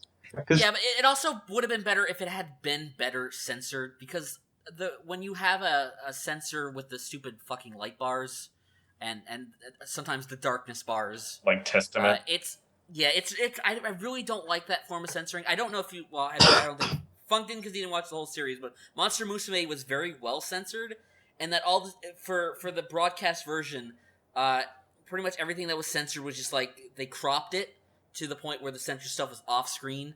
So for the Blu-ray version, they just uncropped it. So I haven't seen really many shows do that, and that's a really good way to get around having to censor it for TV. But I just how else? How else are you going to censor? How else are you going to censor it when it's literally center frame? No. I understand that, and it's just that's the unfortunate part of that. But it does get to a point where it's just a bit too much, and that's why I can understand Kenny not wanting to watch it. That's where that's where light beams come in. The show's those are always the worst. The show's not about what's behind the light beams. If anything, the censorship adds to the tone the show is going for. Just how completely over the top it is. But that's my point, because I agree with you. Censorship. That's the selling point of the whole thing, right? No, I don't think. I think Funk's right in this case. I'm sorry. It's not the point, but the way they censored it is distracting to what's going on. Because there are ways you can censor it in funny, or for comedic effect, but that's not the way they did it in this one. It was just distracting. I can definitely agree that a bar of light not natural to the scene is going to be distracting on some level because it's inherently not about what you're watching. Mm-hmm. But just to restate for Kenny's purposes, Kenny, the show is absolutely not about fan service or whatever, like TNA. It is absolutely not about that. But you can also totally get off to it. But don't go in expecting that to be the draw, because it's not. But the good thing is Kenny does want to watch it, so yeah, he'll get around to it. It's just I've told you before, time and time again, I've watched too many shows like this where it's just That's the thing. I think that's the misnomer. I don't think there are many shows like this. It's absolutely negligible, because that's This show is so good, Kenny, that just the shit that we've been talking about for the past couple minutes with the censorship just doesn't matter at all. And we've been talking about... To be fair, Kenny decided, like, at the beginning of the season not to watch it because of this. No, so he didn't know. You need to let it go because it's not a fan service heavy show. But I mean, at this point, he might as well just wait for the uncensored version. Most of the things that are censored, Kenny, are there not to appeal to the audience, but to kind of repulse them. Do you know who you're... But I think it could be both. Do you understand who you're talking to? Yes! I think you're not understanding. I don't think you do. I think it can be both, Funk. I don't know. It's... the amount of sweat and everything, maybe that's what you like. In this case, I'd lean more towards Funk, but yeah, Steve, I'd say it's probably definitely somewhere in the middle ground. So... I want to note, just because we haven't explicitly noted this, we've noted that it's tense, and we've noticed that it's also like overtly melodramatic and farcical. Mm.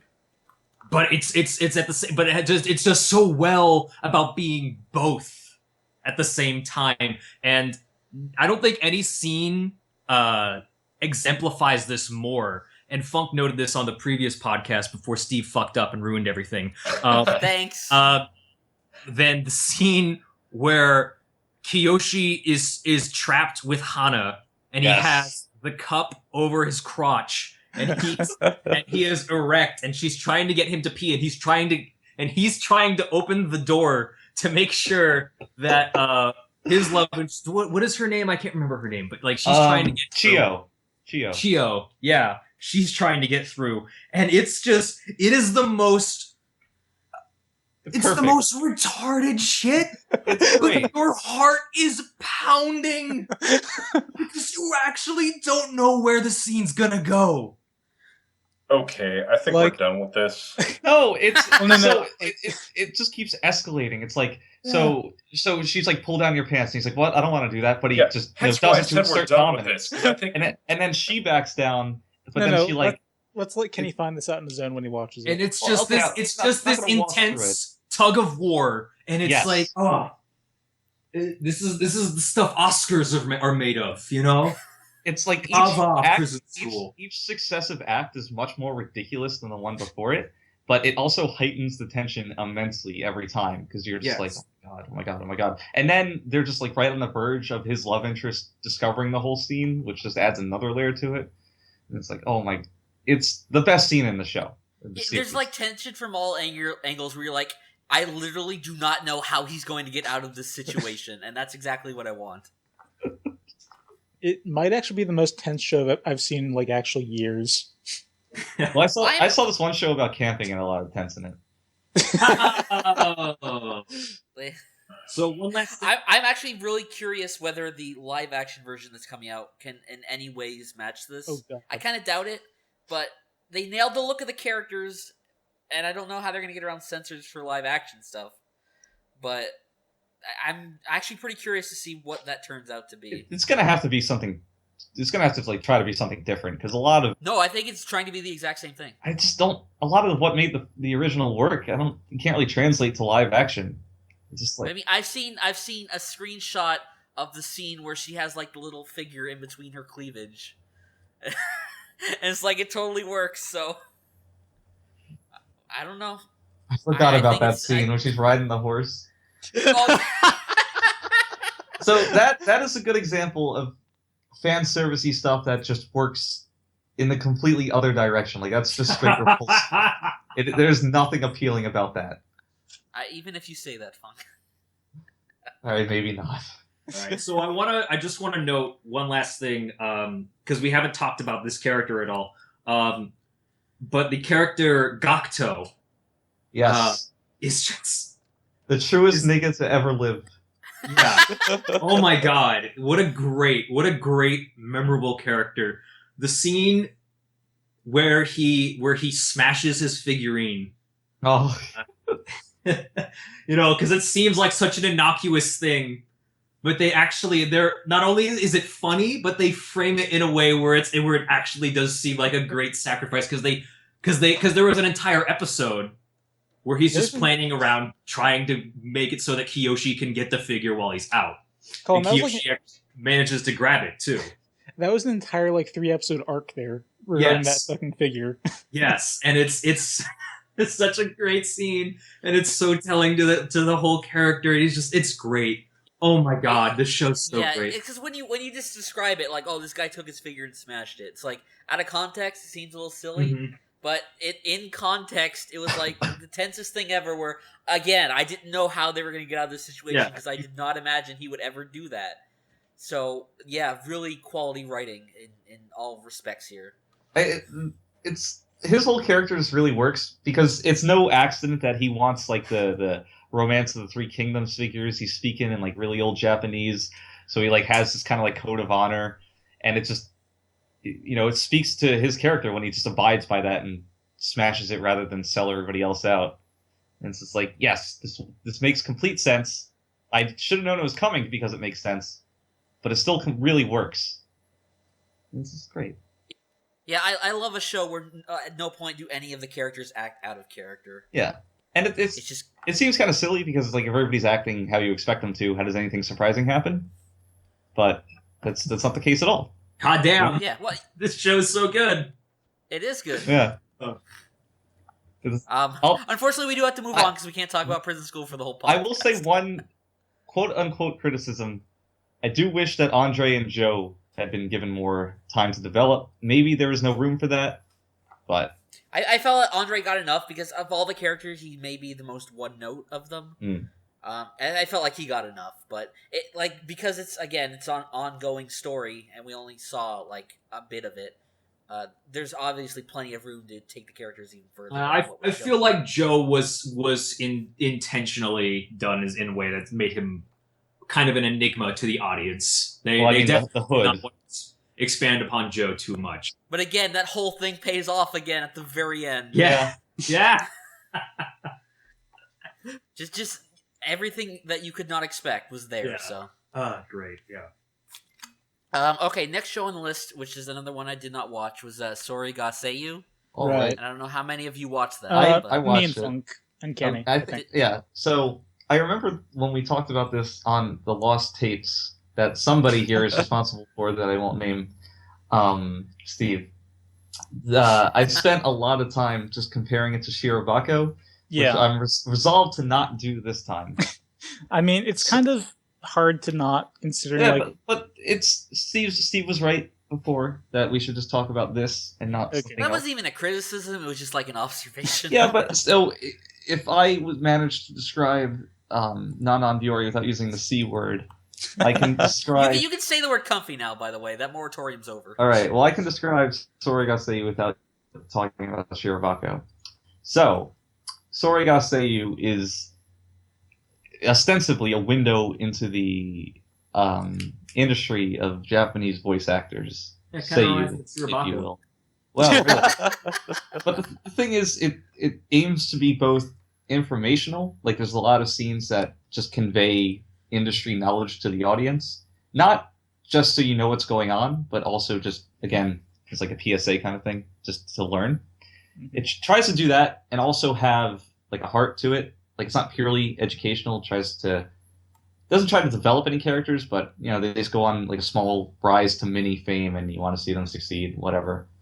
But the characters don't develop, and you don't really connect with them, so it's very one note. It's just kind of QT shit going on.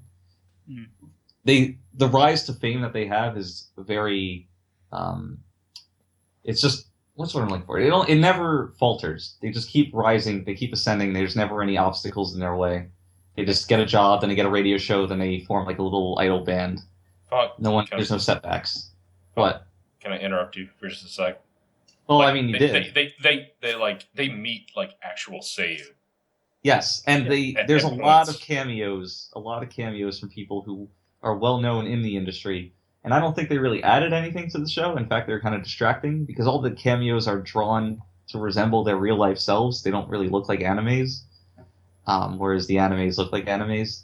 So they'll just run into this. Just keep saying animes. They just run into this character who looks like a real person. And you're like, well, I wonder if that's going to be a cameo, and then it is, and it just pulls you out of it. And of course, they're really worried about being respectful to these people, so they're always paragons of every virtue you need to succeed in the business. They don't really have any negative flaws. There's no real jokes at their expense or anything like that. Definitely There are not. occasional ones, like for some of them. Well, I but, don't know. Like, what was it? Yui Horie, Yui. Yeah. where she looked like a total bum. Like when she was. Oh yeah. That's like the one. This Yeah. she looks like a really funny. plain otaku girl, and then she gets her makeup on or whatever, and she's like an idol or something. So that's like the one thing they do. But most of the time, it's like a character seeks out one of these cameos, gets some sagely advice, and then reflects on it, and that's the episode. So it was never really that engaging. Like, characters were cute, and just, like it was like a nice warm blanket to watch, but it didn't have any of the heart that a certain other show did because none of the characters were faced with adversity. So you can only get so invested in it. It was all about the references, I think. Yeah, If you're a which is fan. not a good way to write a show. Because there's a lot of references to other anime.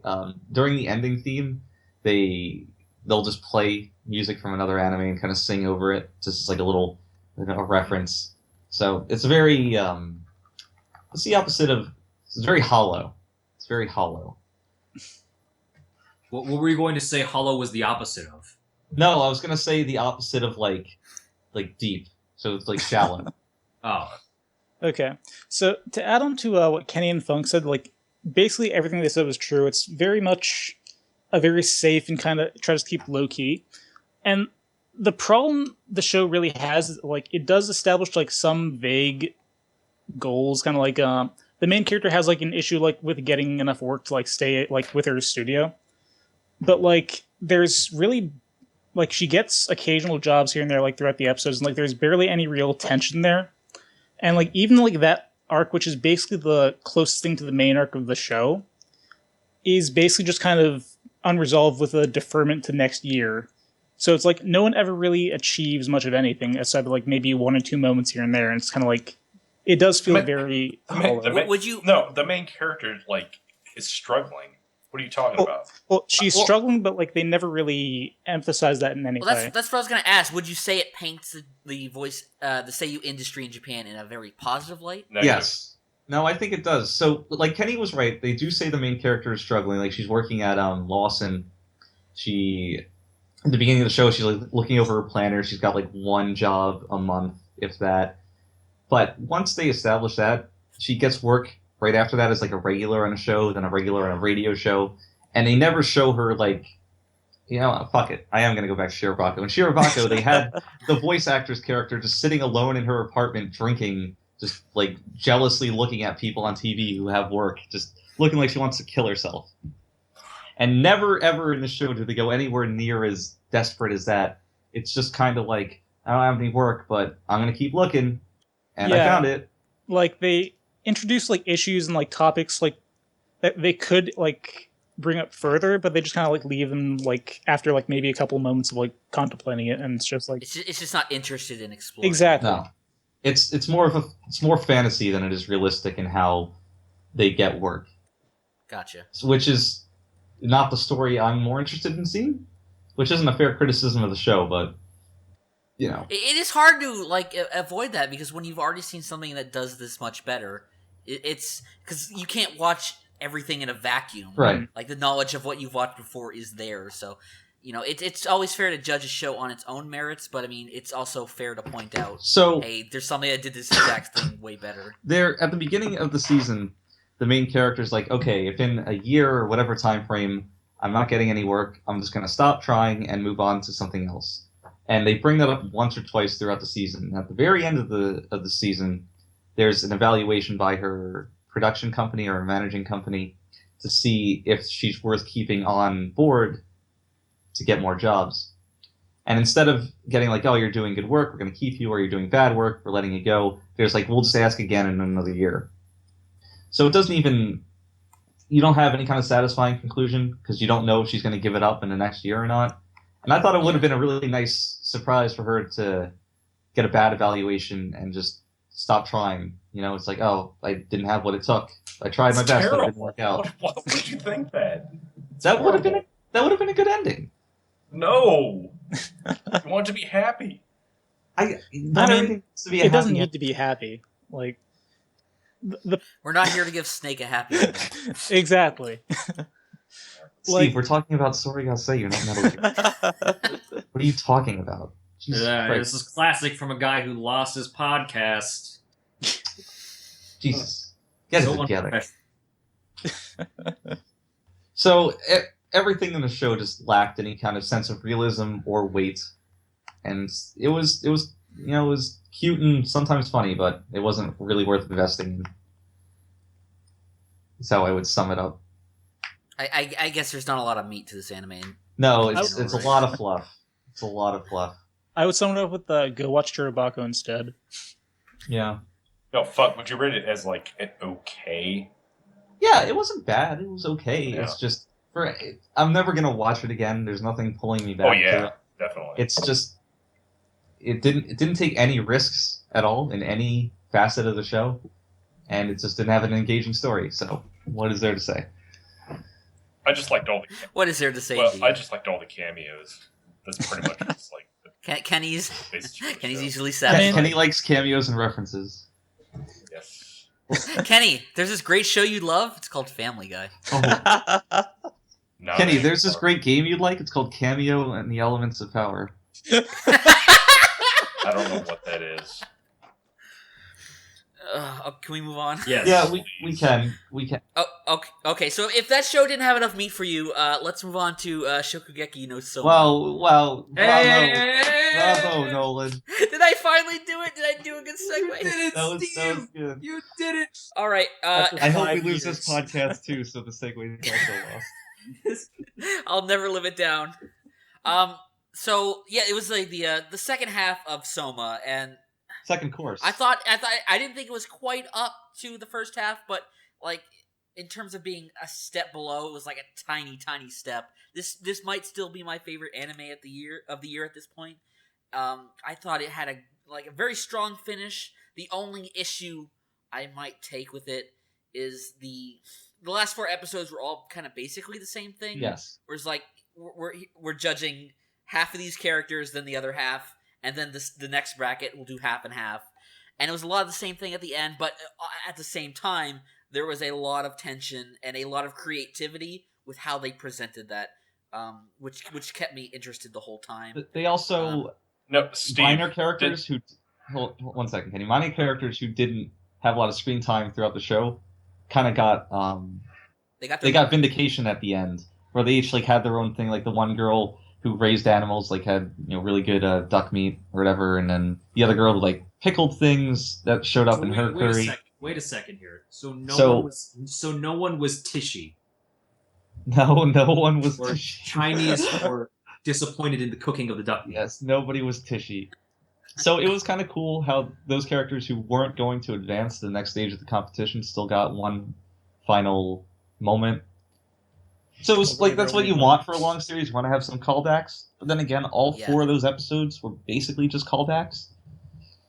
So, but it did have that the point best in the story. It earned it. Yeah, and it did have the best callback of all with Soma's dish, where because that was my major point last time. Yeah. What I really loved about the ending is, most shows when will just say a character learned from their failures, and you just kind of, as the audience, accept it. The show actually shows how the character learned from his failures by incorporating both of his defeats in the show into his dish, which ended up being spectacular because of it. And you can totally understand how he would do so well in that moment because of it. Kenny, what did you want to add in here? I don't know. Wouldn't you say there was too many characters participating in the competition?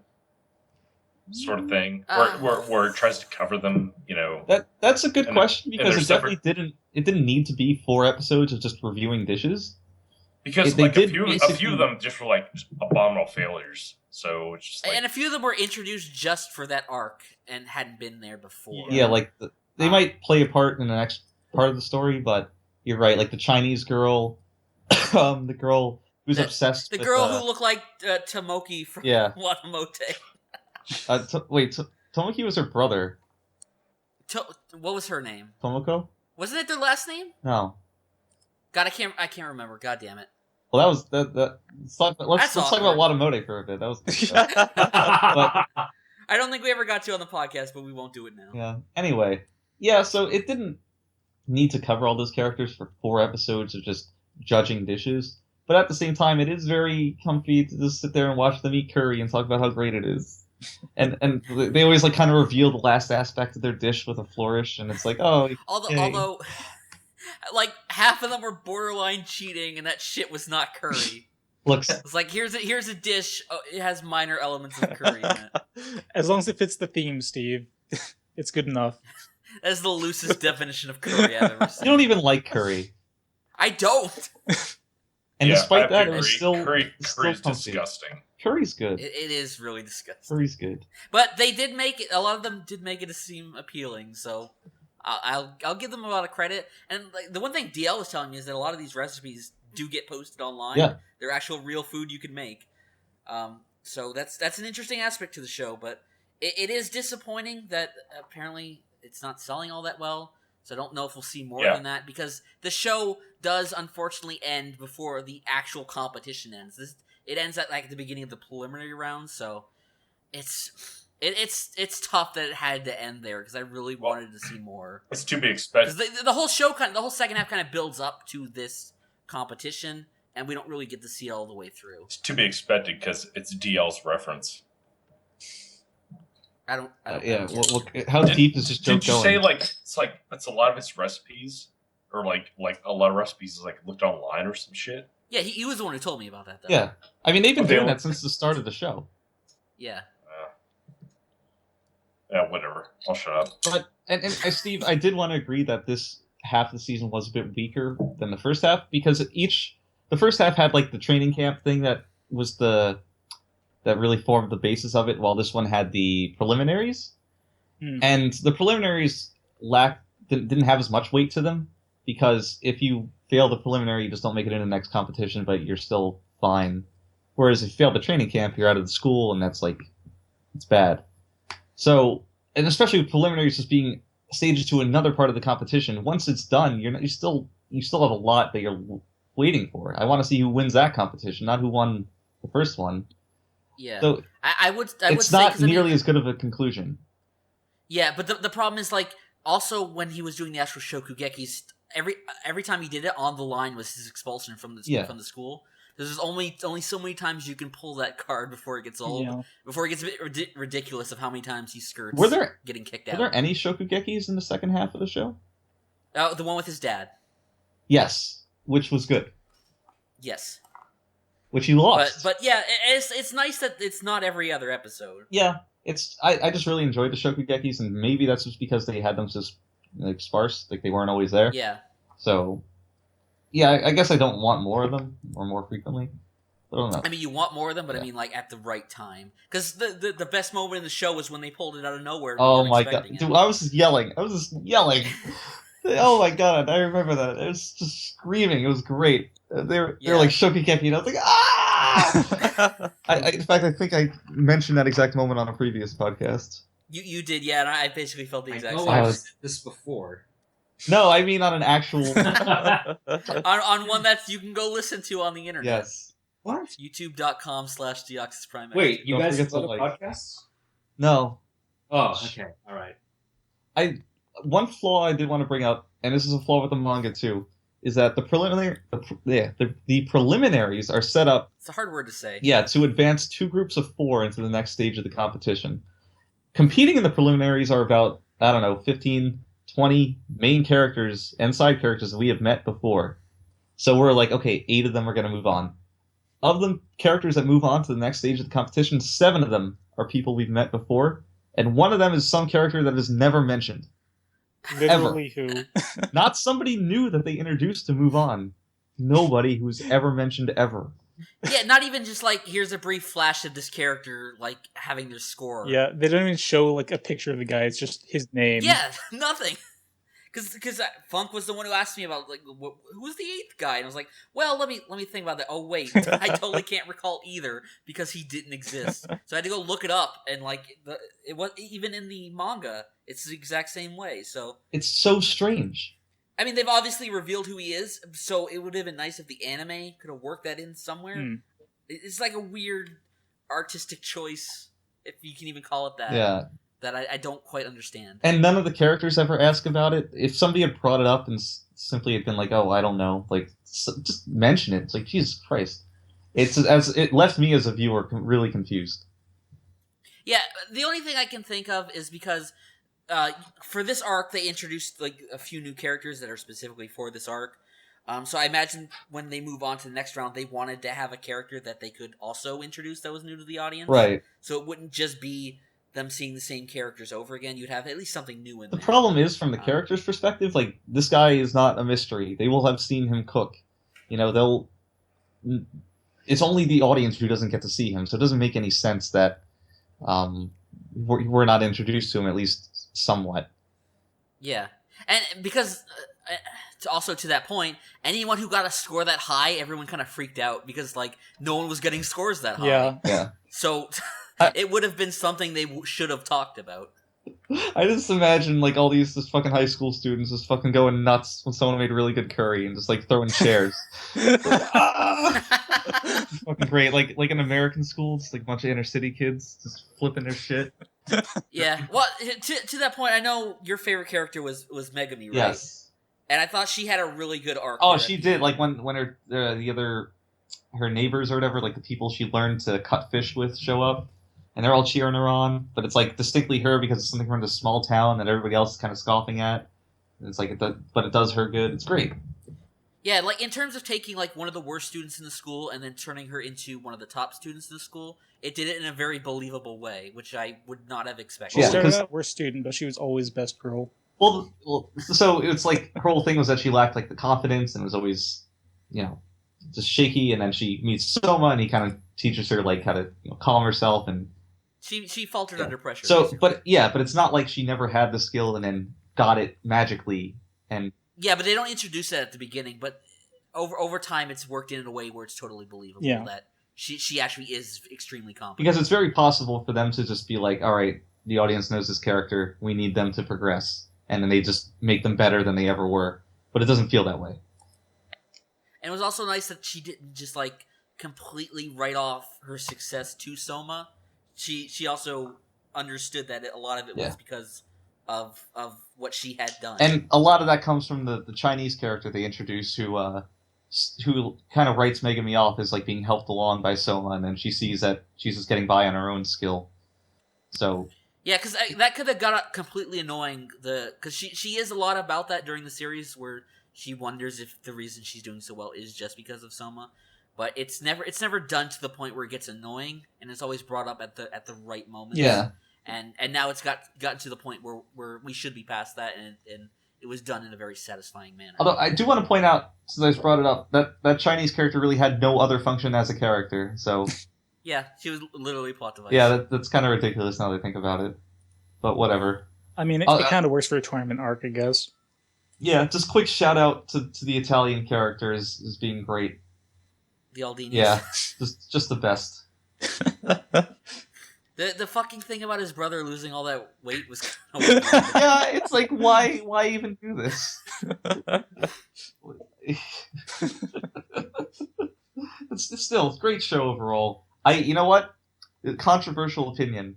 I've grown to like the ending theme for the second half of the season. I never got on board with it.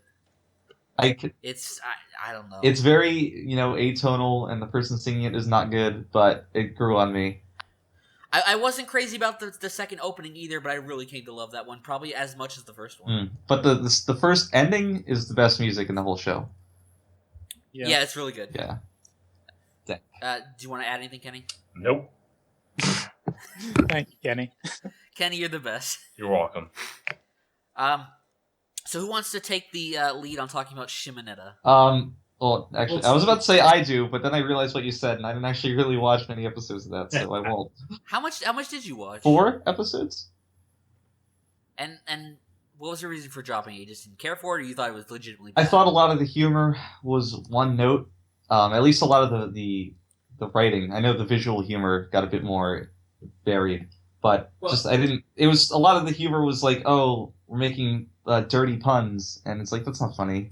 It's like, that's a kind of a big issue with the show, is that the verbal humor kind of falls, and it could just be that we're not native Japanese speakers, so maybe it just falls Right. along for us.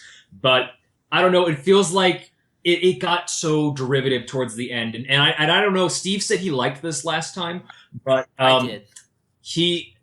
The fact that the main boy Tanukichi reacts the same exact way to Kajo's jokes every single time until maybe the 11th episode, the very end of that one. It gets so grating, and it's like almost tiresome. And so much of the show seems to rest on the Slav's very broad Slav shoulders. Well, that is because of his dad, right? Well, yeah, that's the thing, is that by the 5th episode, he's already accepted who he is. Or by the 5th episode, he's already accepted who he is and that he's going to help them. So he really shouldn't be yearning for that kind of acceptance still. Or at least, I don't know. At least not so overtly, you know? I saw him as always walking that line where he was never totally comfortable with it until maybe the end. There was always enough where you can buy the fact that he still kind of longed for the way things were. But, I mean, I can see your point. I just felt like it was handled a bit better than you give it credit for. Well, I'm just saying that the humor itself just falls flat. Like Tanukichi just isn't... he's just... I think it's like I wish he was more like they took less time getting to that point. You know, I thought it was fine. I felt like he wasn't out. Steve, like humor's very subjective. I know that, and I'm saying this because like the Anna stuff starts out very funny, and they tend to keep it varied. Like there's still energy in the scenes with Anna. And it's just that, you know, it seems like so much. They know that Anna is their best joke. So they have to keep coming back to Anna. And there's this one part in the show, and I say that, you know, generally speaking, the visual humor is better than the verbal humor because it clicks with us more. There's so many... The excessive sound effects with the censorship, that also gets really grating. You know, one of the funniest moments is the part where...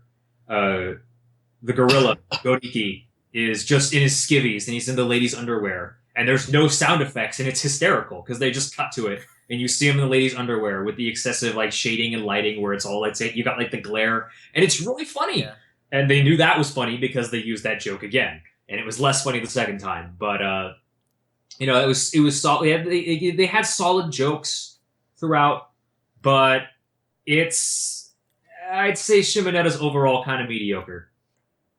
Yeah, I mean, your mileage with the show, I think, depends entirely on how much you appreciate this kind of humor, and it is the kind of thing that resonates well with me. And we also kind of came to the agreement last time that it probably would work better in a dubbed version. The obvious parallel to this in my mind was Panty and Stocking, which also had a lot of kind of like crude sexual humor that when I watched the Japanese version, I was like, I get it, but I wasn't like necessarily laughing out loud at it. Whereas when I watched the dub version, which is actually one of the better dub versions of all time, of anything, the humor, verbal humor hit me a lot more. And they did things with it that weren't even in the Japanese version. They just took it to the next level. So I think this is the kind of show that could actually benefit from an English dub if they decided to go with that. The thing about the censoring is I'm kind of torn because I don't know if it would be better if it was uncensored, because censoring has a good comedic effect in this show. Yeah, I can see but that. Like, because it's used so often, I can understand how it gets a little old after a while, but I don't know if uncensoring it makes that better. I mean, it will depend, again, because the punchline with Tanukichi's reactions to it were just not nearly... I mean, they just waned on you after a while. I kind of liked it. Well, I don't know if I can explain it, but I don't know if I can even explain it. It's just like it's just the same joke. It feels like the same joke over and over again. It is, but I still got me every time. And maybe I would have liked Tanukichi's development a lot more if those jokes clicked with me. Maybe that's why. Maybe that's why he doesn't click with me as a character. Yeah, I don't think he serves the humor as much as Kajo does, but I mean, he is supposed to be the quote-unquote straight man. Which I don't know if you can call him that based on what he wears, but... Oh! But I mean, I thought it was a good show overall. It had enough that kept me laughing. Not necessarily, like, the most out loud laughing every episode, but there was enough for me. And the story was, whatever, but I could definitely recommend the show to people. I guess you're not necessarily in that camp, but I don't know. Mule, what did you think of it? I mean, I only watched one episode. Really? I thought you watched the whole thing. No. Well, so much of that. Well, don't say anything. I mean, he didn't. I just wanted to incorporate him because I legitimately thought he watched the whole thing. How dare you? No, basically, like, I kind of agreed with Thunk in that, like, the humor just kind of felt very one note from, like, the one episode I saw. It just felt like kind of reiterating the same sort of thing over and over again, and I just wasn't really feeling it. I guess I'm the childish one here. Yes. Yeah. Although, I don't know, Kenny, What? can you back me up here? Did you like Shimoneta? Yeah, why wouldn't I? Kenny, you're so innocent. I love it. I mean, fan service was forced, but I mean, it was still enjoyable. What is forced fan service? Exactly. What is unforced fan service? That's what I want to know. The What's girls national fan fucking service? like. Oh my god. Kenny, hang in there. We still haven't even got the game I yet. know we haven't my got God. to get. I've been I forgot fucking about that. waiting for it, but you're delaying the fuck out of it, and it's pissing me I'll just off. let you know it's the last show on the list. I so knew it was the it's last coming. Is that our Fucking grand asshole. finale? You asshole. It's going to be. Steve's trying to tire us out, so we can't talk shit about Gate.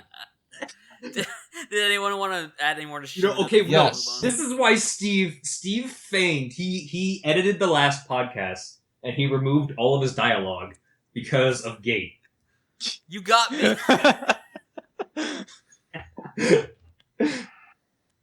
Steve, I did want. Go ahead, Well, Funk. so this is a very minor point, an extremely minor point, but the ending theme to Shimoneta is great. Oh, it's It great. is Yeah, great. it's really great. It's really good. It's always stuck in my head, despite only seeing it a couple times and dropping the show because it was bad. But the ending theme, so good. So I am disappointed we'll never get to see Best Girl because I don't think this show's getting another Yeah. season. Definitely God. not. It seems like it's not doing too hot. It happens. Anything else, guys? No, I'm good. Okay. So School Live, Gakkougurashi. That was actually my anime of the Congrats.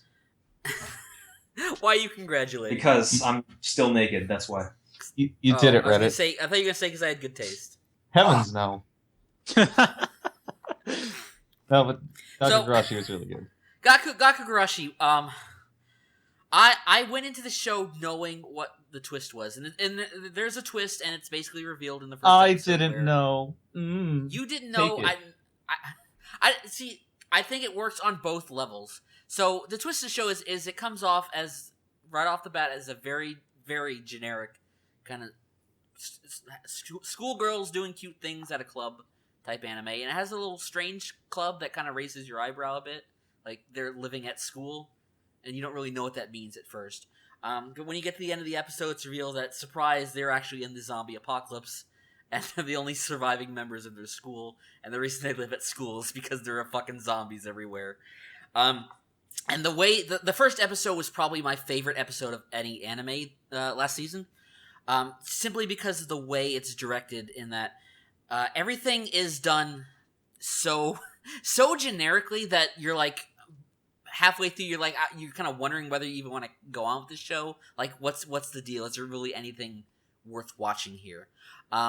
And I knew what the twist was going in, so I kind of looked at it with a different eye to see, okay, is there any hints of what's actually going on here? And there are quite a few, but they're all subtle, and they're all really nice atmospheric kind of things, where a character will kind of look like longingly in the distance, and there'll be like a rush of wind that sounds really eerie. And when you get to the end, it's revealed that the one character, Yuki, has just been seeing the whole thing as a delusion the entire time. It's just such a great reveal. Funk, I really want to know what you thought based on not knowing what the twist was going in. So, and I don't know if anyone else knew the twist going in, but so I'm not going to say I knew the twist because I didn't, but I did think that something was like slightly off about everything. Because like the one character, it's like Yuki will be in class and then some character will just bust in, and now looking at it, just doesn't pay anybody else any mind, and just doesn't address anybody in class because they're not there. But when you don't know that, it just kind of looks a bit weird. So you can just kind of get put off. And then when you find out, when the rug is pulled out from under you, it's like, oh yeah, that makes sense based on everything, like the sense I've been getting. But I didn't predict it or anything. So they do a really good job of presenting it as, it's very believable that that's actually what's happening. Which is probably what you're aiming for, right? You don't want the audience to know that it's all delusion. So they did it well. Like, you might suspect something's off, but you're never going to guess what it is. You're not going to have any idea. And that's probably the best way to be. Because it vindicates the sense that you get that something, it's not all that it seems. So when you make the audience feel kind of smart, but they don't know what they're feeling smart about, that's like the best middle ground you can get. Yeah, and if it sounds like I'm harking on this a bit, it's because I really like it. It's the fact that it does actually feel like such a generic show that it does make the reveal of the rug getting pulled out under you all that more effective. Because I think it had been like, if it had more going on with the characters in that first episode, like a bit more depth, I think the impact would have been lessened. But even to the point where you have the opening was animated twice, once with no zombies in it, and then later on they added it all back in. But even the opening itself is like super generic happy cheery music, which is a good song, but it also fits what they were going for to a T. So who else wants to jump here to add this? Because there's a lot I could say, and there's a lot I did say before that I was going to add, but you stole it. What did I steal? From the opening theme with the zombies and cheerful music and that sort of thing. Like, it like leaves you confused. Like, it's just like, what the hell's going on? Because like when the first time I watched it, I was just like, I have no idea what this is about. Mm-hmm. And then like it just kind of like, throws you sideways, and it's just like, yeah, okay, everybody's dead. But I half knew the twist going in. How do you half know the twist? Because I knew it was a zombie apocalypse, but I did not know that like the depth of Yuki's delusion. So I didn't know that all the classmates, you see the girl with the choker and whatnot, I didn't know that they were all dead. I didn't know what the current state of school looked like or anything like. Were you waiting for like the zombie apocalypse to actually happen? Kind of, yeah. You didn't think it had already happened. I was kind of expecting that or something like that.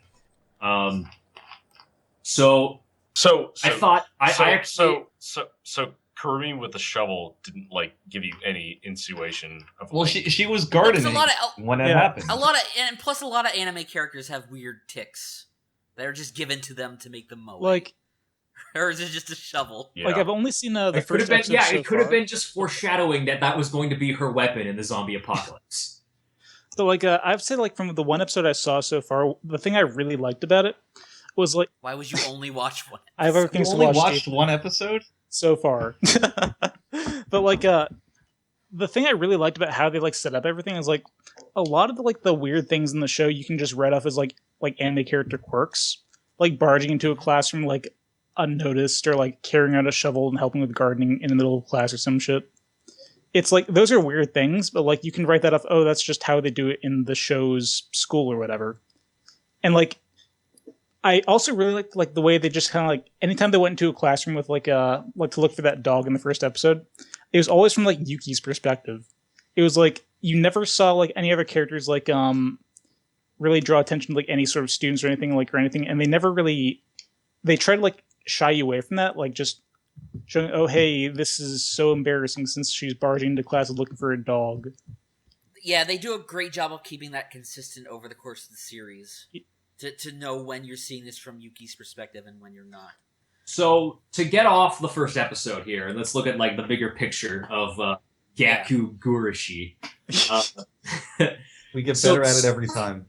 The story of this anime is told non-linearly for a lot of it. which is I found a strangely unnecessary change.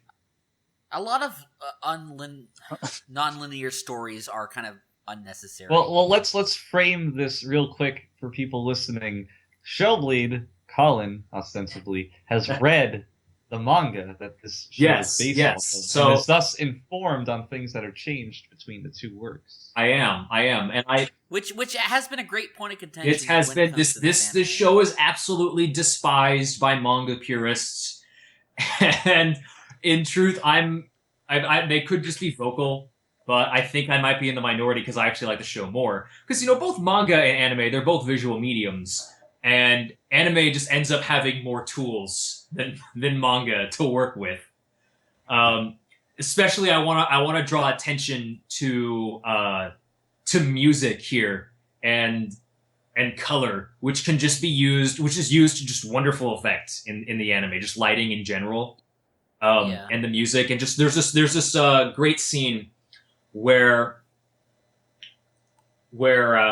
Yuki grabs a CD player, right?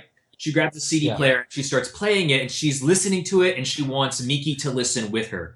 And you're hearing the music play, and it's nice. And then it melds away. It's just the music just starts to melt, and the world just changes from Yuki's delusions to Miki's reality.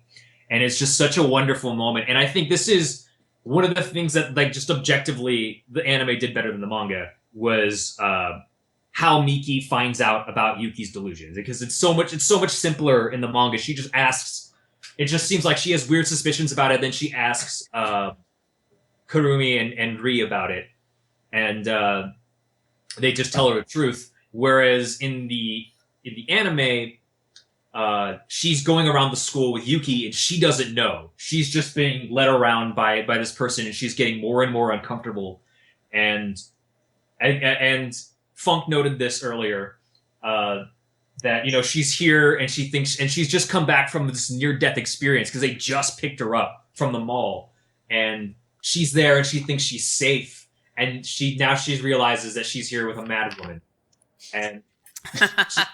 Yeah, and I totally did not really pick up on that until you explained it in the last podcast. But and there's also another great moment. This is also technically speaking the official reveal of Megune in that she's not really there in the anime, which is weird. I feel like the Megune reveal is somewhat derivative because we already knew that Yuki was was deluded.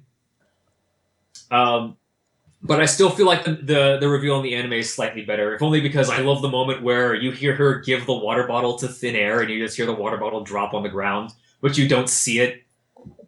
Or just when the first time they show her talking to Megune from the other character's perspective, where she's just talking to no one. It's just great. Yeah, it's honestly really great.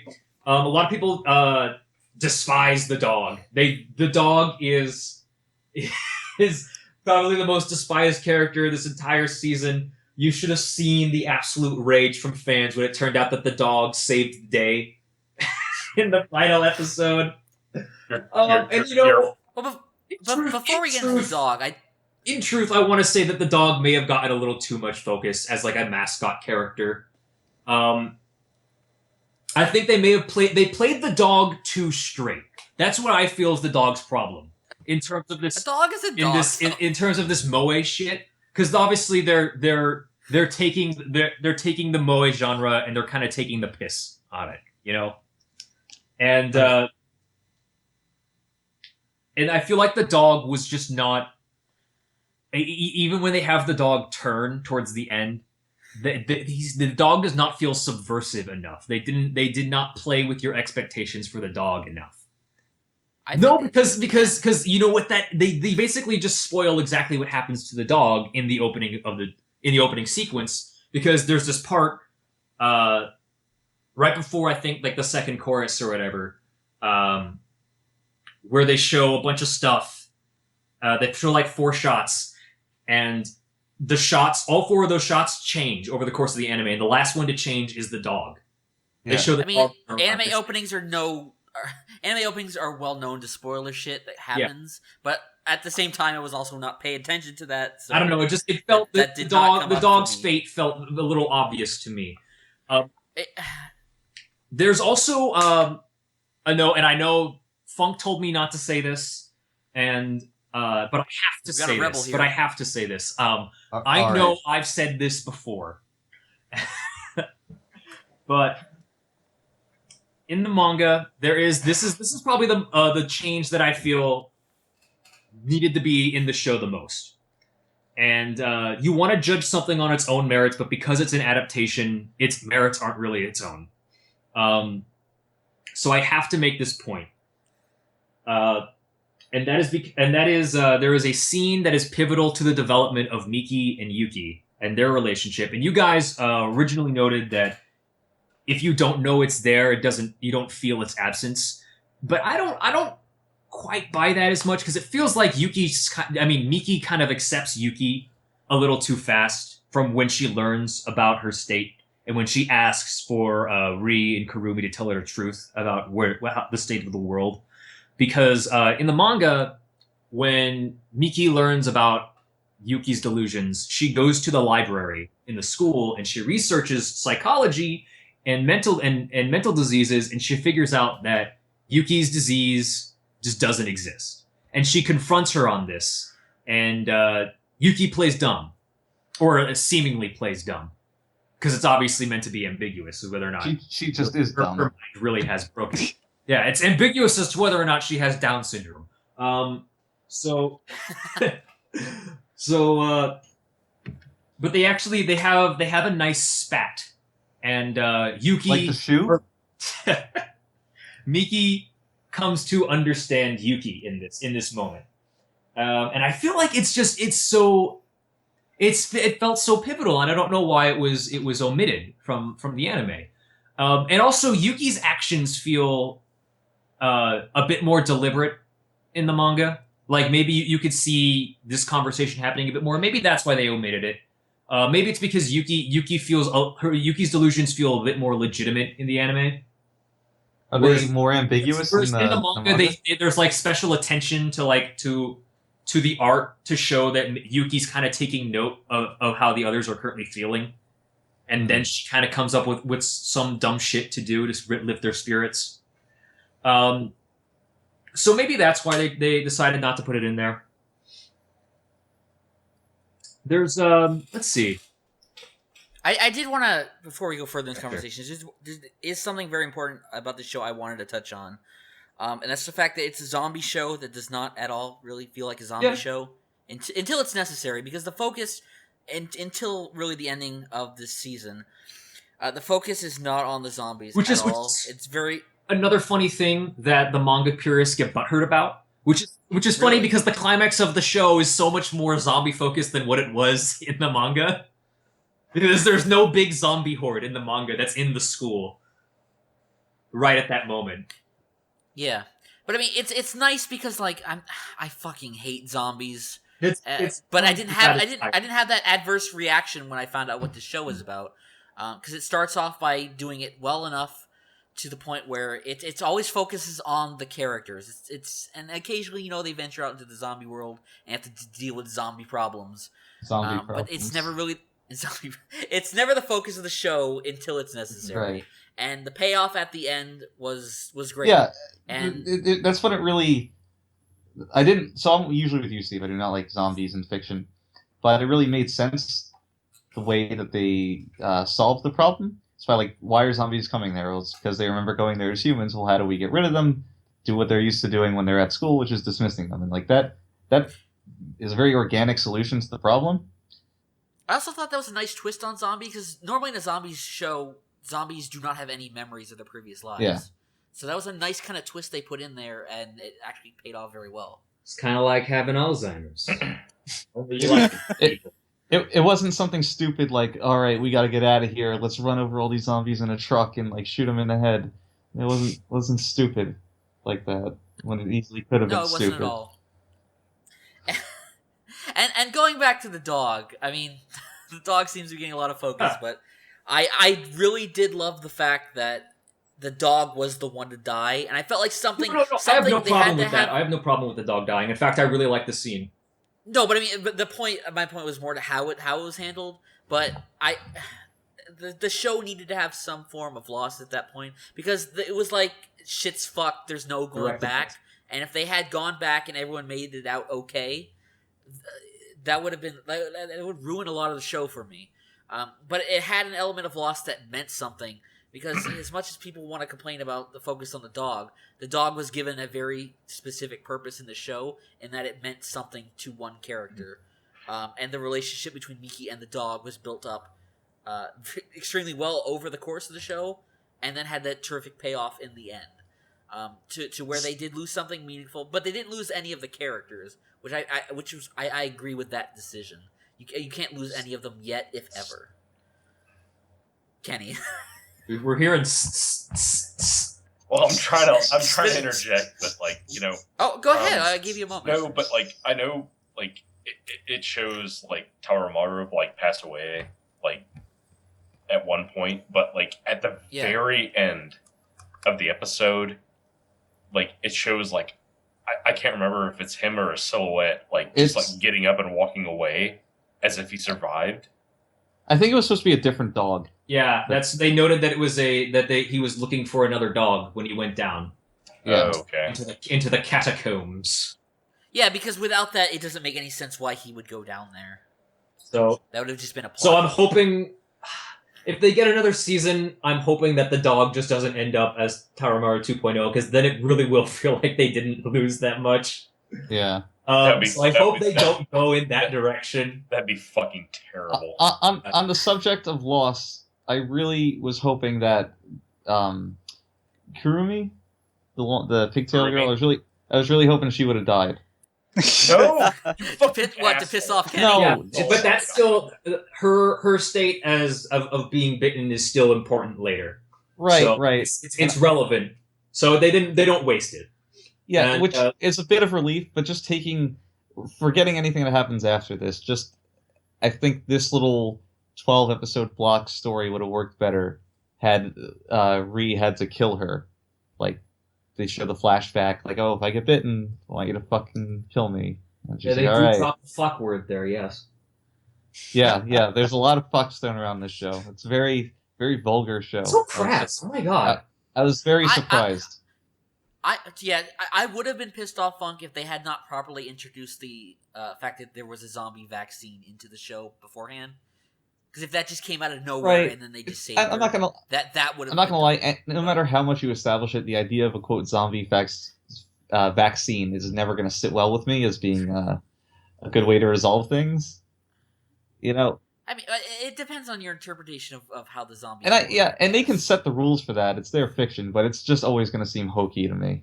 And that's another thing where if we were to keep going and they start to frame the world a little bit more and why any of this is happening and what they theorize there, it might start to make a little bit more sense. I am glad that, at least in the context of this section of the story that compromised the show, I'm glad that they didn't focus really anything at all of what was going on in the outside world.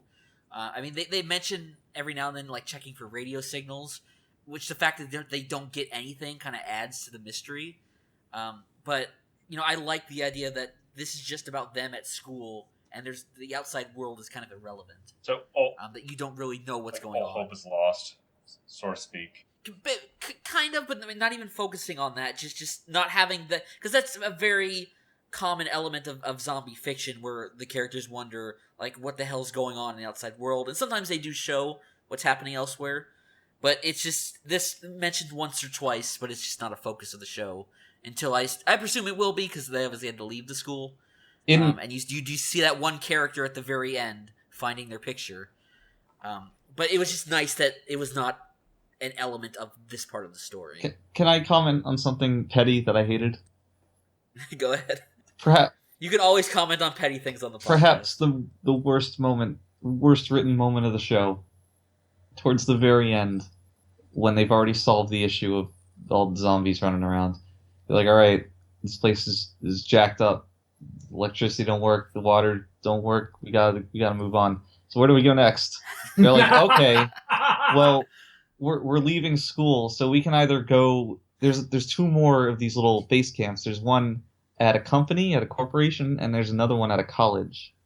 And they're like, which do we go to? And it was just the most ham-fisted, stupid metaphor I've ever seen in my life. But they worked it into where it made sense. I guess you just don't like how cheesy Yes, it is. I get that it works in the fiction of the show. It's just fucking eye-rolling, you know? I thought it was cute. Cute. Funk. Wow. Yeah. You do know you're watching an anime, right? I'm gonna hold this to the same expectations I'd hold other things to, which is I'm glad you didn't say the issue was the pool episode, because a lot of people seem upset about that. Even though I felt like the fact that it was placed right before shit goes down, you needed a kind of fun, carefree episode need that like comfy sort of thing, as Funk would say. Plus, it is an anime. You gotta have some kind of beach/ocean/ pool episode. swimsuit episode. Basically, yes. I don't think you need it, but it didn't sit ill with me either. They did plenty of like cute shit like that, like when they had the like sports day or whatever. It's like that's about as necessary as the pool thing was, and that was fine. Okay, So. Steve, we're going on 3 hours. Come on. We have. No, we're a few not. more Yeah, we shows. are. Not quite yet. That means We still you got time. plenty of more time. Yeah. So, did you guys want to add anything else before we move No. on? Then. I mean, there was one last moment that was a change from the manga I God liked, damn and it. I noted it last time, but it's okay. We can keep going. No. I want to hear it. Okay, all right. So there was a moment that pissed a lot of people off, and it's so small, but that's how manga purists are, I guess. Look at me, I'm a fucking expert now.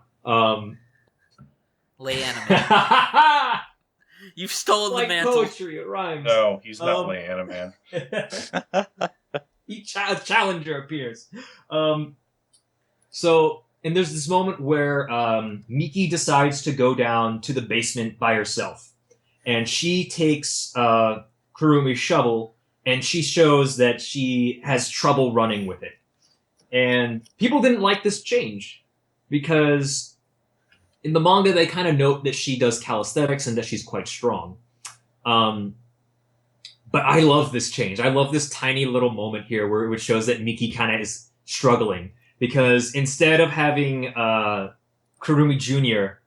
go down to the basement to go kick some ass, you have this kind of meek girl who's way out of her depth, who's trying to fill really big shoes of the group's protector. And now she's all alone, going to fight It's the final also boss. like, even if you don't like it on a logistical level, like on a thematic level, the idea of the shovel being heavy because it's used to kill people should be in there. I is like her that. burden to bear. Yes. That was a good point, Shellblade. I'm glad And you Why that's didn't they just take the Eagles down to the basement?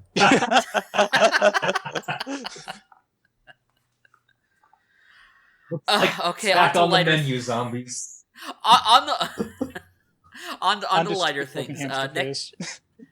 how do you know the show is? Because God there's damn it. only like two more shows to cover. There's Oh, three okay. more. So Umaru-chan. Himouto. Fun things are fun. The anime. We struggled to actually find a lot to talk about last time. All right, Funk- I'll start us off then. Well, Funk is God. MVP for being the first person to come up with a real criticism for it. I want to let Mule take this one then, because he hasn't got a chance to go first. So Okay. Here we go. So, stupid fucking hamster face. Now, what? you say that like you think it's a No. bad show. Well, it's actually one of my favorite shows of the season.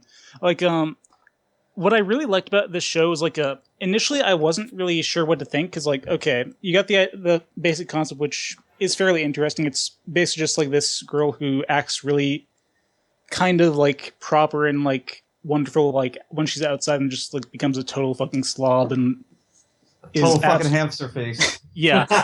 When she gets home. But what I really loved like about this show was like how it handled that. Like neither side of the character is really fake. They're both like two aspects of her personality. Like and that Would you say it reminded you of yourself? yeah, because she's a lazy fucking slob.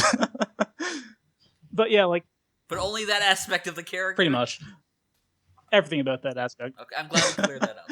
But yeah, like what I loved about how that was handled was how like her relationships with each character of the show basically kind of slightly differs, like, and it's also shown like her physical appearance too.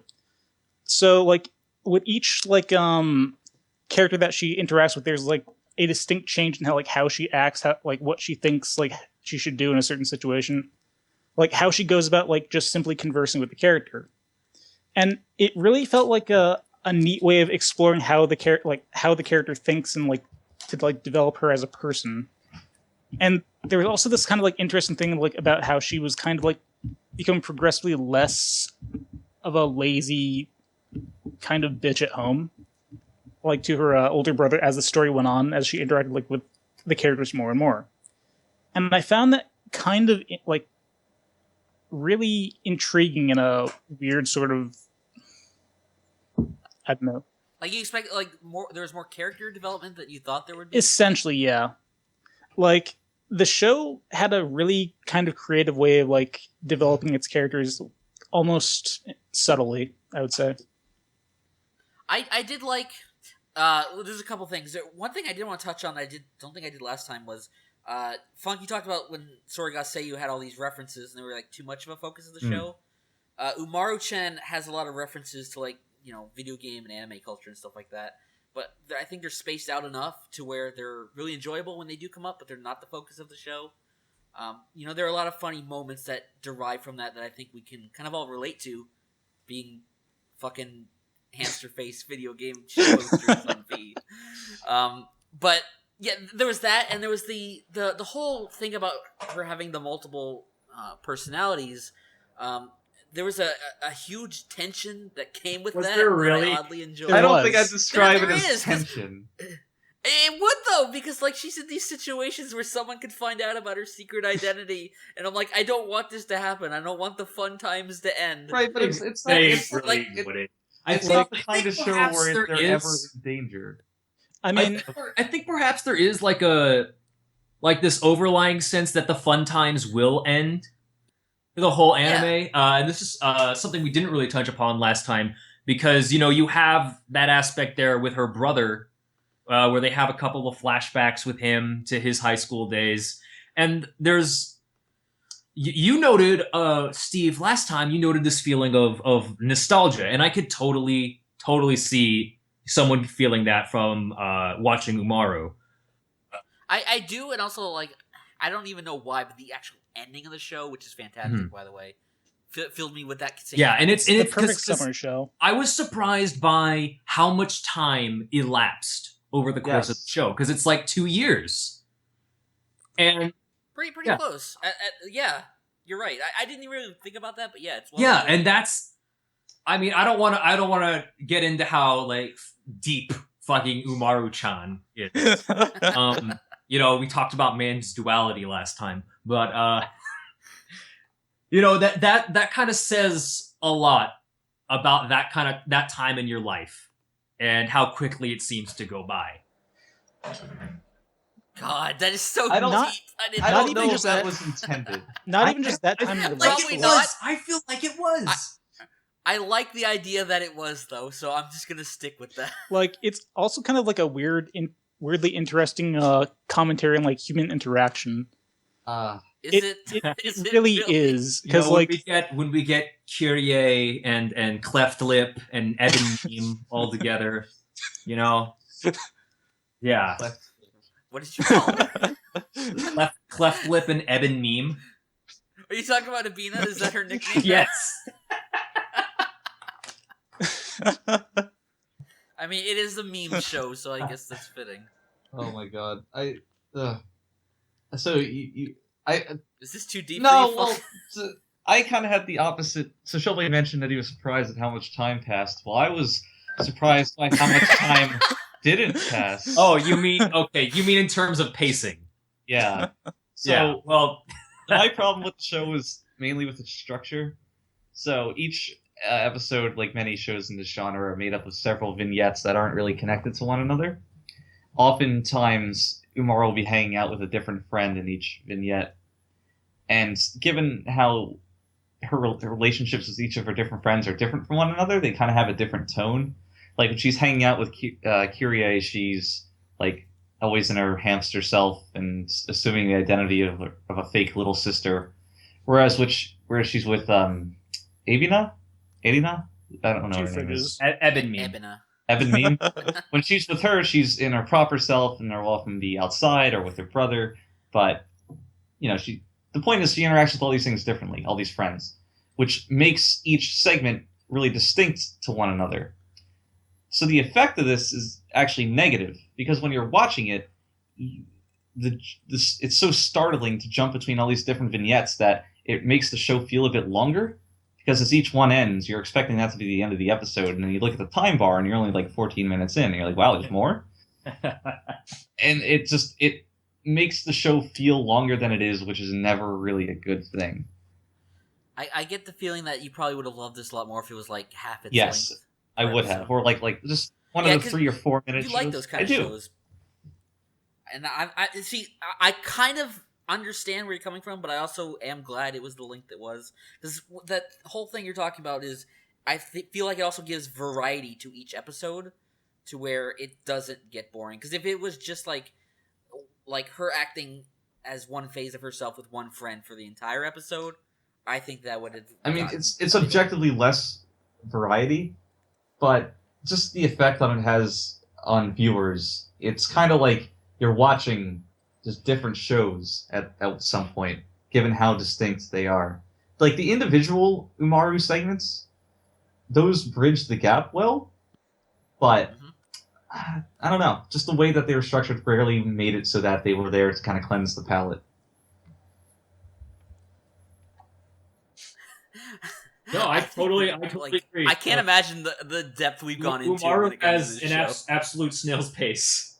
Yes. And Yeah, I want but to point out, I hailed Non Biyori for having such glacial pacing, but it was at least consistent and throughout the entire show, whereas Umaru isn't. And when you combine those two things, inconsistency of tone with a slow pace, it is not a good combination. I wouldn't say tone is that inconsistent. It seems pretty irreverent throughout a lot of it, and doesn't really. Tone's not the right word, but. No, I'm just kidding. The word is garbage. I haven't seen Non Biyori, so I can't really comment on it, but I feel like, in terms of me and Funk here, even though they're kind of similar in the same that they're like slice of life shows, maybe just that setting and that kind of show appeals to you more, whereas this one is more geared to what I like, which is why I enjoyed it a lot more. I can guess. See that. So, because I do totally understand where you're coming from. It's just like the humor and the setting and the references and stuff was like felt like completely geared to what I like. So I there was never a point where I was really all that bored with it. Yeah, basically same here. Like I actually kind of felt the like way it would kind of just like shift between her various. So I suppose you could say personas, like when she's interacting with like each of her friends and such, to be kind of it kind of endeared me to the show more, since I was kind of invested in like watching her like go through her like various routines in these ways, like with different people each time. But I could totally see how that could like turn someone off, like when like it just shifts like completely from like one effectively personality to the next. Yeah, I mean, you were about to bullshit some point about human interaction, but it's there's a truth, there's a slight truth to it about in social situations we wear many different faces, but a lot of the time 20 faces, you might say. We all wear masks, Spider-Man. I believe there's a hero in all of us. So yeah, it was a.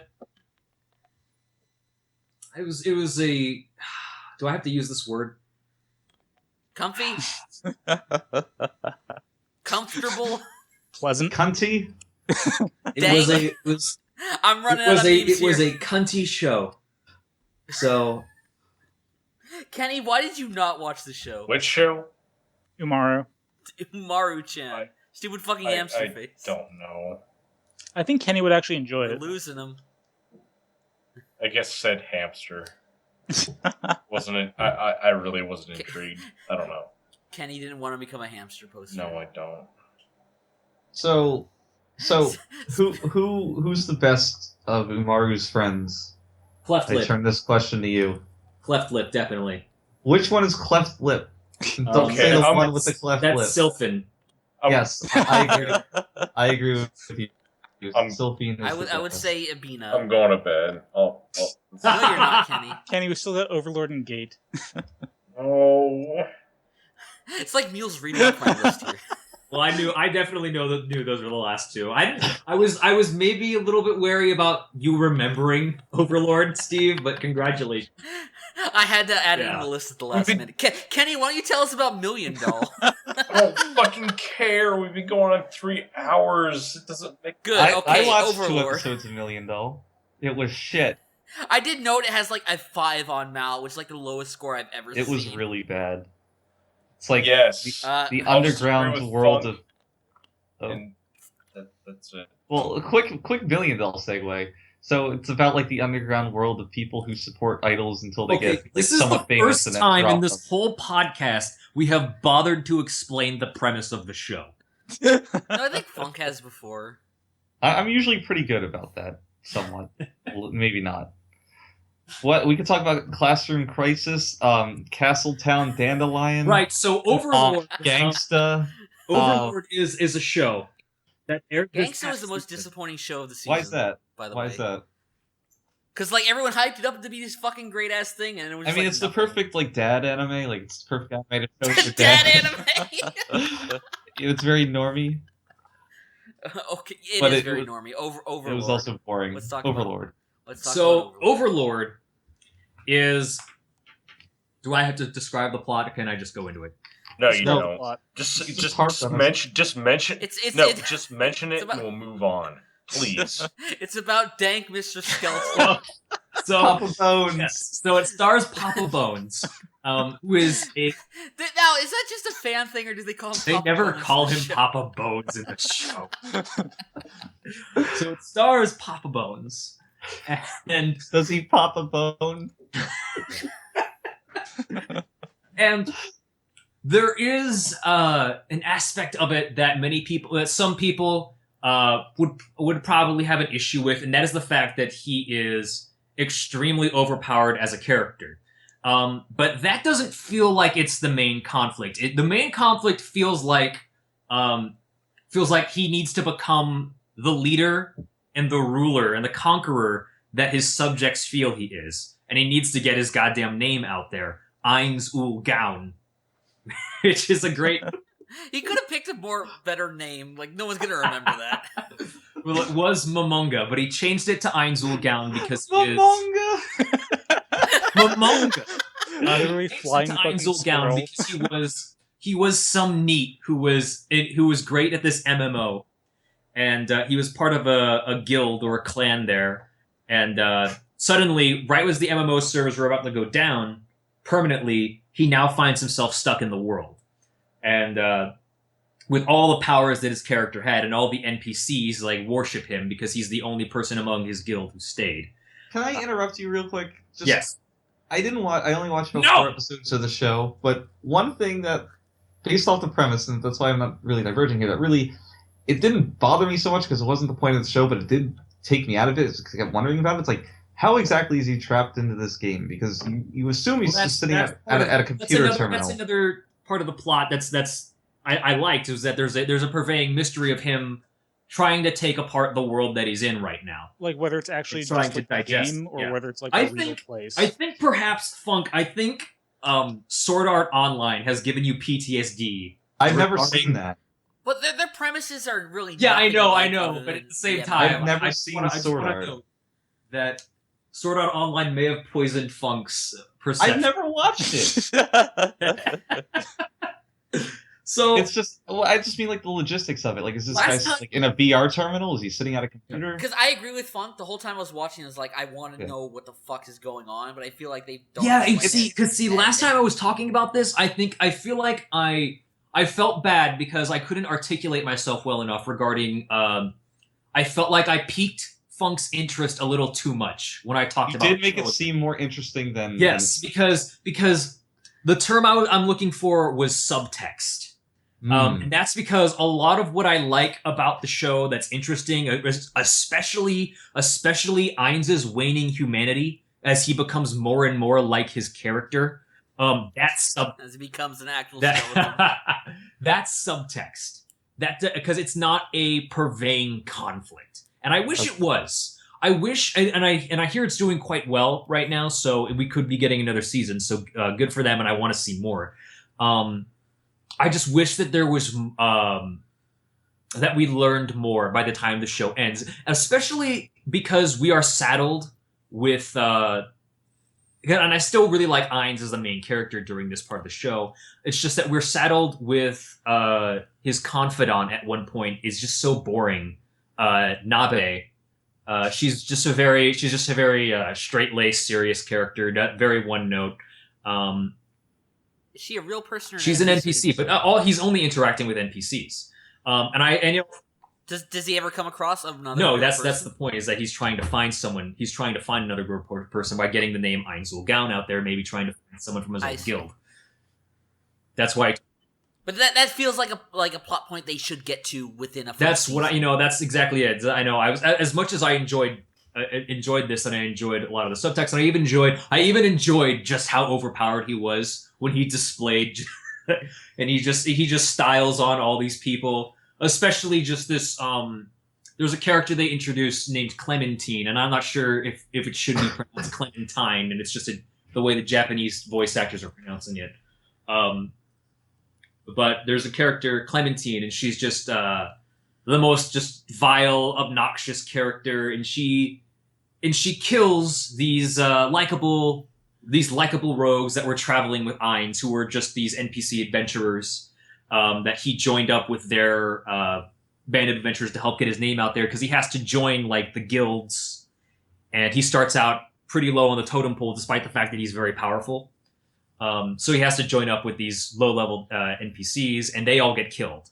And when he goes out to go fight her, you don't really... And he says that he doesn't care about the NPCs when he goes to fight her. And what's interesting is that you don't really know whether or not he means that when he first says it. It's only when he says later on, when he's actually killing her, he crushes her to death, and it's pretty satisfying. He gives her the hug of death. And he says, by the way, I'm a huge hypocrite.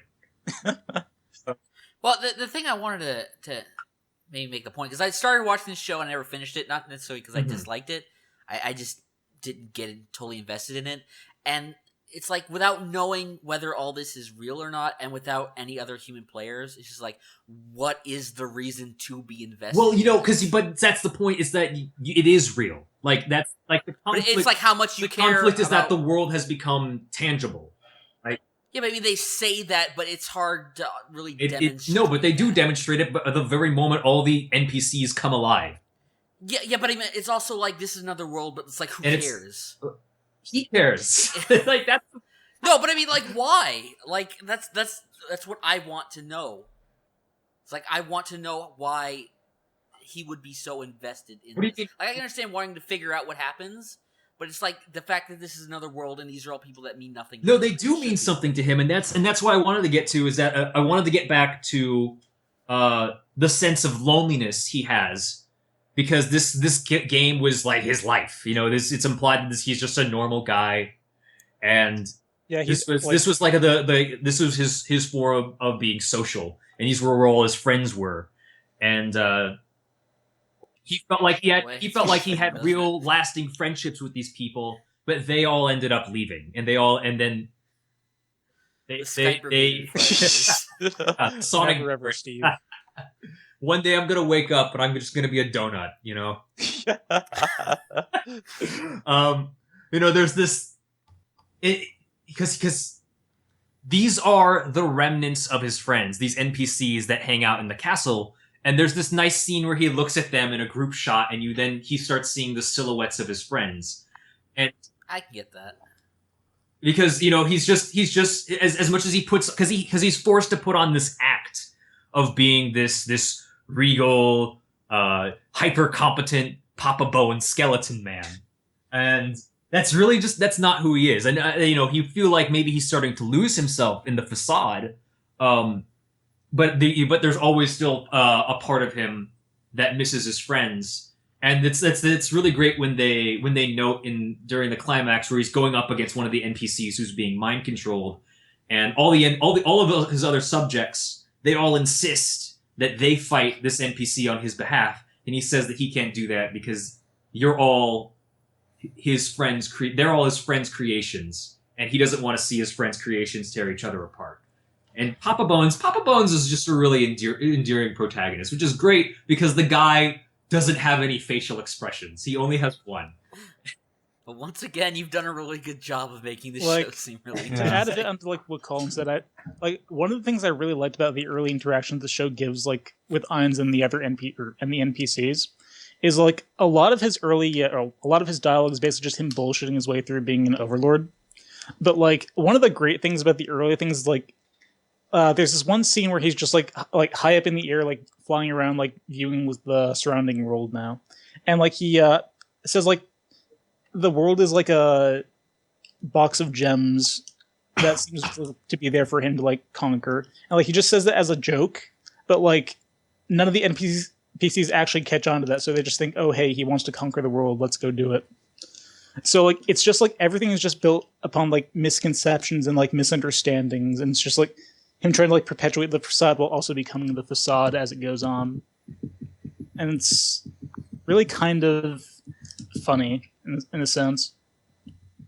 Yeah, I could see that. One problem I had with the show, having only watched a few episodes, is that while Mr. Papa Bones is engaging, I found pretty much every other character introduced by that point to be pretty boring. His whole little squad up at his home base, all his little protectors that his friends made, I didn't find any of them to really be engaging characters. Maybe they just weren't developed enough by the time I stopped watching, but I don't know. A couple episodes take place there, and they're all just pretty boring. Then him and one of them go out. And, the biggest problem at the beginning of the series has is nothing fucking happens. He's just explaining. Well, the world, I would be fine with that if the characters that he was talking to and were explaining things to him, and he was explaining things to them, if they were engaging at all, but they weren't. Then you probably wouldn't like where it goes from there because because as I noted, they saddle him with the most boring character out of all of those characters you find boring. For about 5 they don't episodes. get developed and grow, that doesn't happen. They don't really grow that much, but I was endeared to at least 3 of them. I was endeared to Shaltir. I ended up liking what's her name, Yule? Horn's girl with the big mouth. Shit, I don't remember. Oh yeah, Albedo. Oh yeah, that one. Why don't you just say big other things? And then I ended up liking the guy in the red suit because he seemed I really liked how adamant he was about Albedo stepping down for allowing Papa Bones to go fight Shaltir by himself. Yeah, it perpetuated a real sense of actual camaraderie amongst them beyond Ainz's longing for his lost friends, which is kind of nice. It's a shame that there wasn't really much development to those characters beyond that though in the time we had. Again, a lot of what I like about the show is subtext. So yeah, is the subtext better than the text? Hey. That wasn't really a joke. That was a question. I'd say yeah, probably overall. That's that's a lot of what I love about the show. So it's not the Overlord that's really good. It's the Underlord. It's the Underlord. Yeah. Shut up. Maybe we could all kill ourselves now. Anything else you guys want to add? Nah, I'm good. I'm good on. Kenny, you still with us? Okay, it's your time to shine. No, it's not. It ain't me starts Kenny. playing. Tell us what you love about Gate. Aww. Could I tell you my impressions of Gate? Kenny has to I go can first. say what I like about Gate, and then you guys can say what you like about Gate. I think I'm gonna go. No, Kenny. First of all, don't leave the call because it'll probably fuck up the recording. Oh shit! We don't yeah. want that. Second of all, tell us about Gate. I think I gotta go.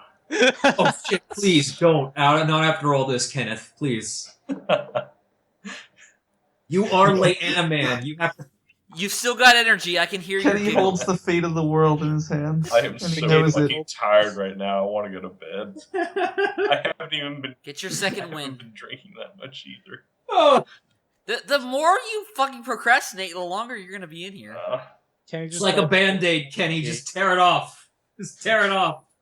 Okay, Gate. Favorite anime of the season. It was awesome. That's all I gotta say. I'm fucking naked. 10 out of 10. All right. My All right. turn. No. Wait. I'm gonna voice. I'm No, not gonna say no, anything that I no. dislike about Gate. I'm not gonna You say anything. Let's talk Collin, about... shut the fuck up. He's gonna talk about No, what he likes. he's not. Everyone talk about No, what they like Steve, before we back get me into up, dislikes. please. No, I do really enjoy the anime, and I'm gonna talk about what I like about it, because right now is the section where we talk about what we like I'm about gonna it. note what I like about Gate, and then you guys can say your piece, and then I'll say what I dislike. We can have a Yeah. conversation. It's not gonna be what he likes, it's what he hates. No. So No, that's the exact Literally opposite of just what he said- likes. First and foremost, I like the fact that the main character is 33 years old. Because after watching so many anime where the main character is just because High school kid? just some high school kid, because Japan has this weirdly youth obsessed culture where they think that, if you're not some 14-year-old fuckboy, you're incompetent at your job. Or at least that's I mean, no one wants to grow up to be a salary man. So I really like that the main character is 33, where it makes sense for him to have like the maturity and the skills that he's required. Two, I really love the premise of Gate. I genuinely, Yes, I think that's what we like mostly agreed on. This is definitely last time. This was the most civil part. In fact, you know what? Honestly, last time the whole Gate discussion was actually pretty civil, and I think we built it up a lot more than we have. We have it kind of stationed here as the climax of the podcast. Well, Steve, it was didn't you in say truth- like In truth, I don't This think is- anyone here really even any of the detractors here even really hate this show. I think Mule does. well Because he was like, yeah, I'm going to tear Gate So- Mule's opinion doesn't matter. So But, it's I mean about- It's about like Steve, didn't you say like this is an anime that Kenny would really like, right? Yeah, this is an anime that's right up Kenny's So alley. anime about military campaigns are already seldom, to my knowledge. Or at least ones that are portrayed like Yeah, this. and- Because, like, Japan doesn't have an army, so you don't really write a lot of stories Yeah. about a And Japanese then- army. Well, it's like one of those things. Like it's just like you just imagine like, what if you had a modern day military army and just go fuck up somebody that's like so primitive, It's one of those, like, which is like concepts a lot of people talk about, but no one ever really... Yeah, writes and that's about. another thing I liked. It's like they go to. It's not just a military campaign. It's a modern military campaign in a fantasy world, which is even neater. And as someone who was, I felt very lukewarm on this series, but that concept carried me through over half of it. And generally there was initially, and again I'm gonna withhold this for later, a bit of this for later, but initially I did like the fact that they completely decimate the enemy forces, and that's another thing I liked, and that's things I liked about Gate. Oh, one last thing I like about Gate. That's kind of the point. No. I'm getting to. We'll get to it. Okay, never mind. All right. Steve, or Funk, you guys take it from here.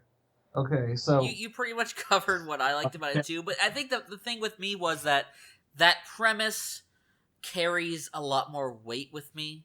Because that's what really got me hooked to begin with. And I thought... I'm sure you guys will disagree, but I thought that the series was paced well in terms of balancing the character moments and the action moments. And there was maybe a bit period towards the end where it's a bit dry, not a lot was going on, and you get to the kind of point where it does cut off in the middle of a fucking arc. Exactly, because it has that one girl, that like elf, that like she's like, yeah, help me save my village, sort of thing. Yeah, this is clearly going to be 24 episodes that aired in a row, and they decided to split it, probably for financial reasons, which is understandable. But it's just like, I did really like the pacing of the show. Well, And I can't remember whether you guys... I will somewhat agree with you there, even though I don't feel what was going on was at all interesting to me. I do feel that there was nothing egregiously bad about the pacing. Yeah, because I thought there was enough variety where you had the initial battle in the real world between these armies, and then they go to what do they call it? The special region? Yeah, Dank region. Yeah, Dank region, and then they have an army there, and then they have the battle there where they completely wiped them off the face of the earth, more or less. They had an interesting battle at the one city where the army doesn't even really participate. And you get to see different kinds of warfare. And then you have them when they go back to the real world. The one thing I did like that they didn't do enough of was the kind of political intrigue with the other nations. When you have them invading Japan to try and take the representatives from the special region. And you see really for the first time what Rory adds to the situation.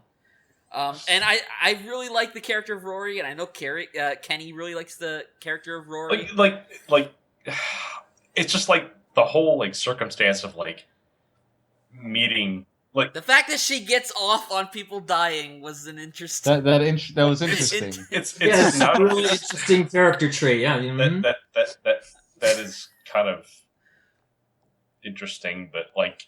I mean, the whole interaction between the characters between different worlds and everything, like when they have that whole like political debate and like how they're protecting them, like and all that stuff. Like, I don't know, like I just found that like kind of interesting.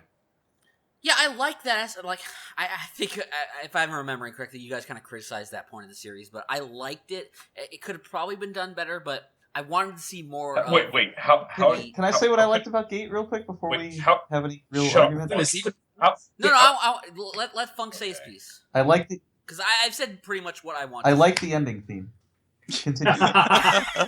No, it had the best opening. No, the opening was shit, but Kenny will the back ending me up theme on was this. great. So the opening. Can I say what great. I like about Gate? Oh my god, it's a Gate love. It's a Gate. We thought this was gonna be like the Civil War, but it's a Gate, a big old group hug.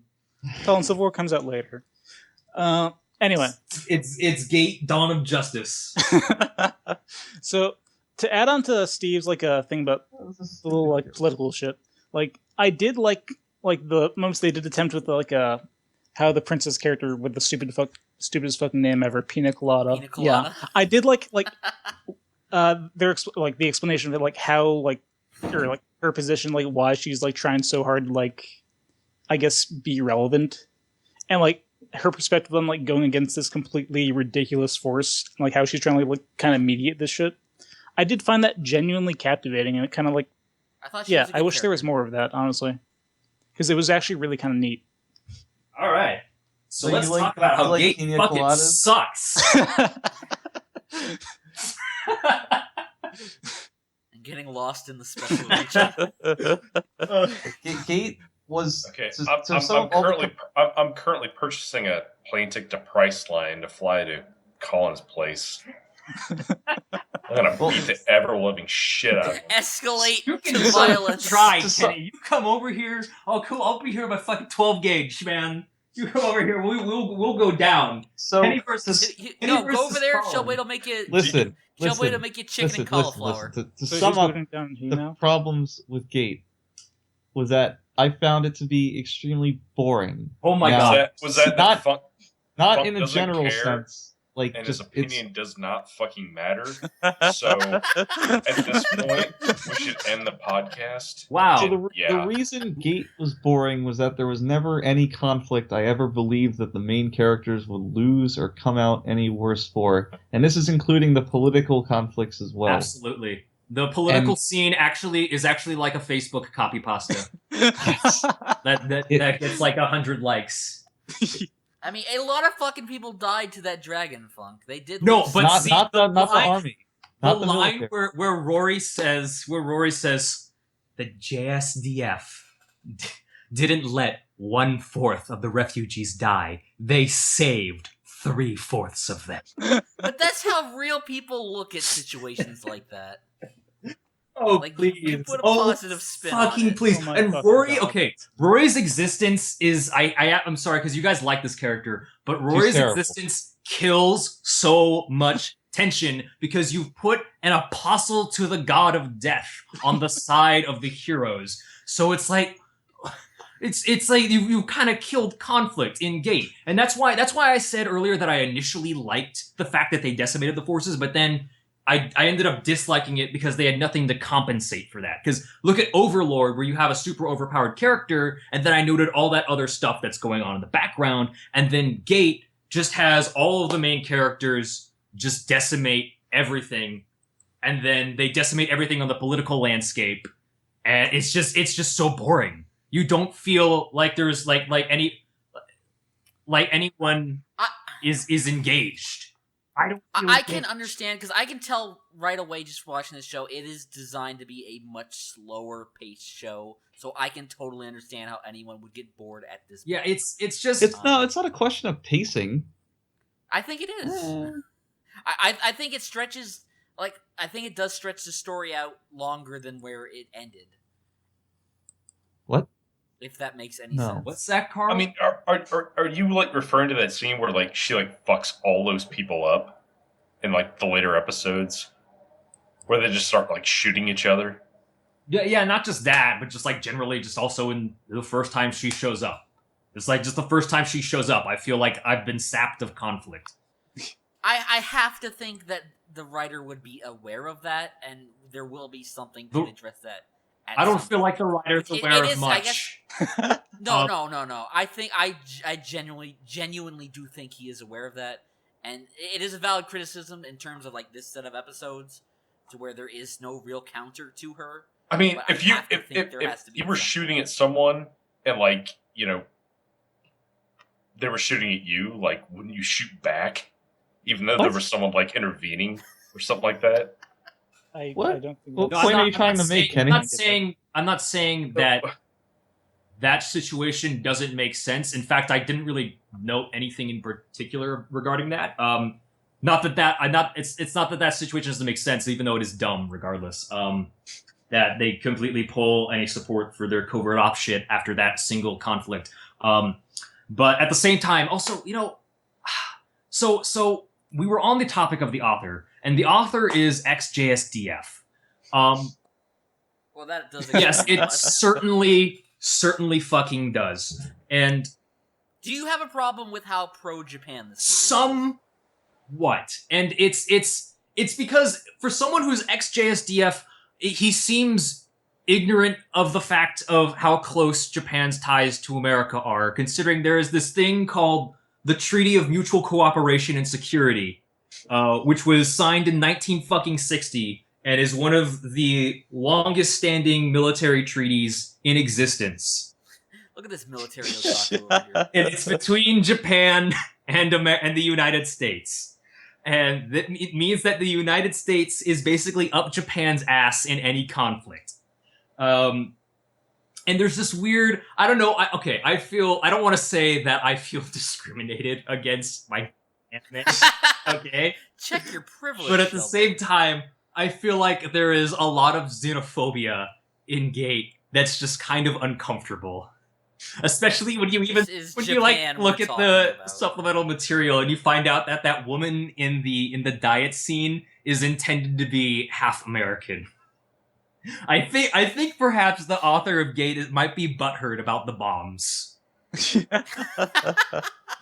But like I can completely understand that aspect to it. I do find it is unique in the sense that you don't see many stories, if any other, that are very pro Japan use of force, like this one is. So from that aspect, I have don't absolutely really no have issue one- with Japan being the big military hero in this. Yeah, I don't really have an well, opinion that's- one way or it's- the other. I do find it It's interesting. it's weird because that's a very unpopular opinion to have among the Japanese, to be pro military force. So I don't know if I imagine it's not affecting sales or anything because it's just a stupid fantasy thing. But most Japanese are really anti the whole armament thing going on right now, like getting involved in foreign conflicts. Yeah. So, Mr. Gateman is Mr. Gateman, and so, by the way, Itami is Itami, whatever. Itami is made even worse. And last time I noted that among all the self-insert characters this season, Itami's probably the worst example. Like the most offensive. And I actually felt he was. Yeah, we totally disagreed on that. I just feel like you have this character, and I like the fact that he's 33. It makes sense for him to have all that shit that he's capable of doing. But then I feel like they take it too far because it's like, oh, he's that slacker, lazy otaku, but he's secretly a hyper competent killing machine ranger. It's too much, It's too much, and everyone's like, "Oh my god, Itami, you're so great!" And it's like, it's not just that Itami is a shitty audience self-insert; he is specifically the author's self-insert, and it's just it's I just don't like that at all. Also, does anyone else feel cucked by Gate? Like Japan is cucking Western fantasy. In what way? I didn't get that impression. Sorry. It's Kenny's not. This happened the last time. Are we done? No, we're not done. So another issue I had with Gate was that I cannot identify at any point in which the series took a risk in anything creative.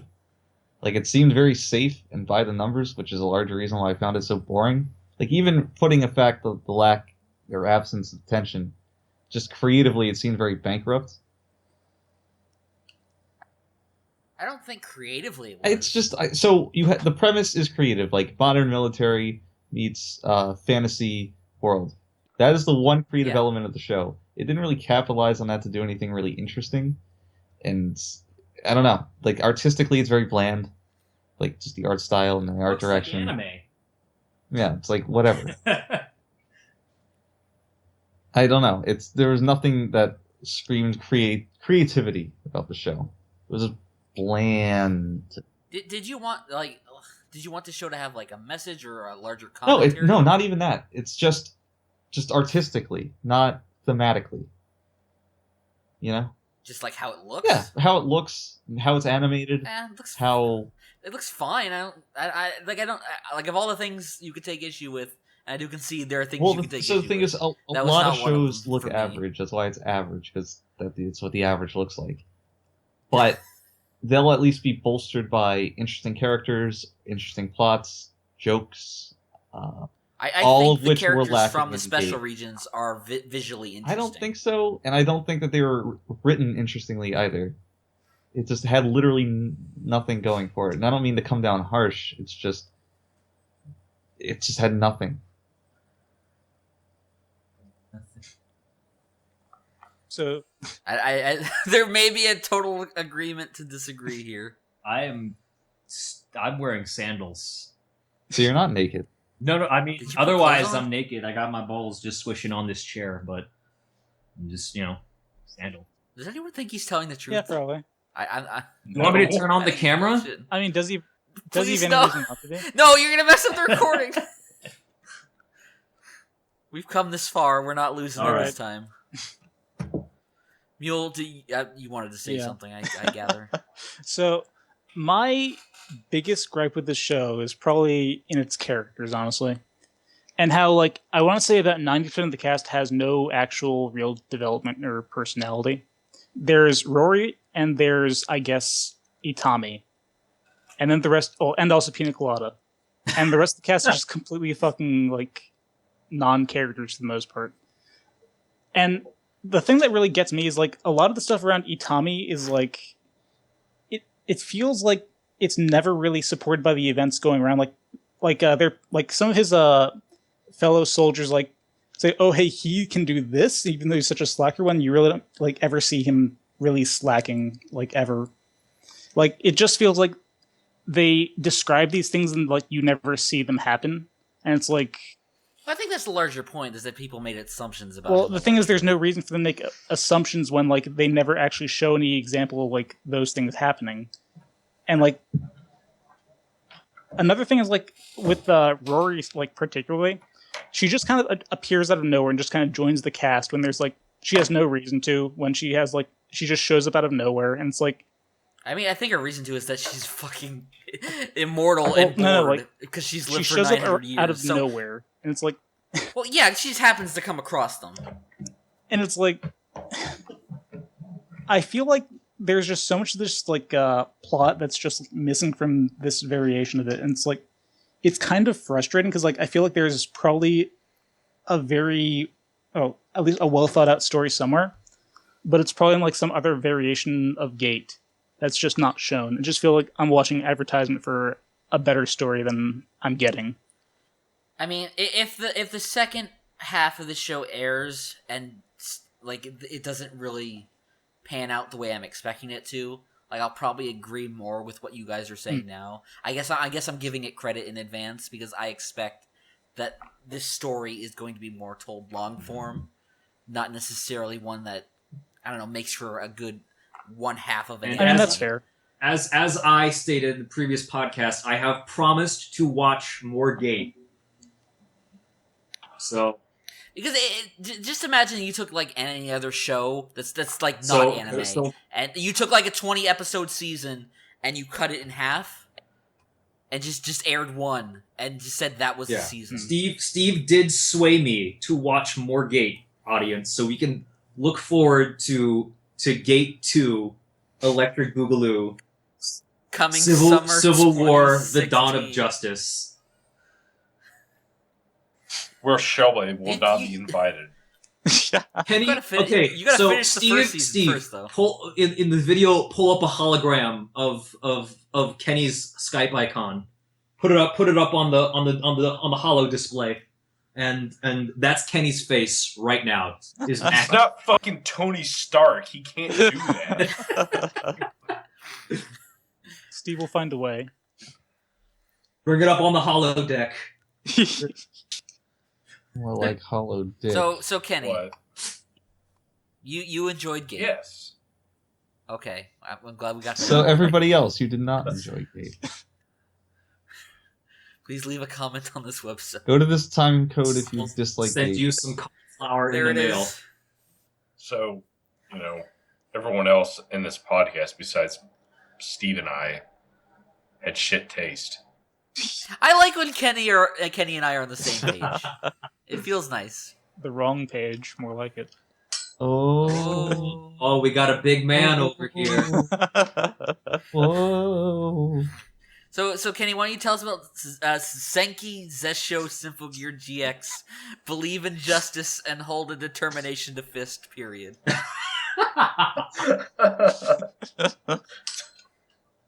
I'll give you. We can talk about.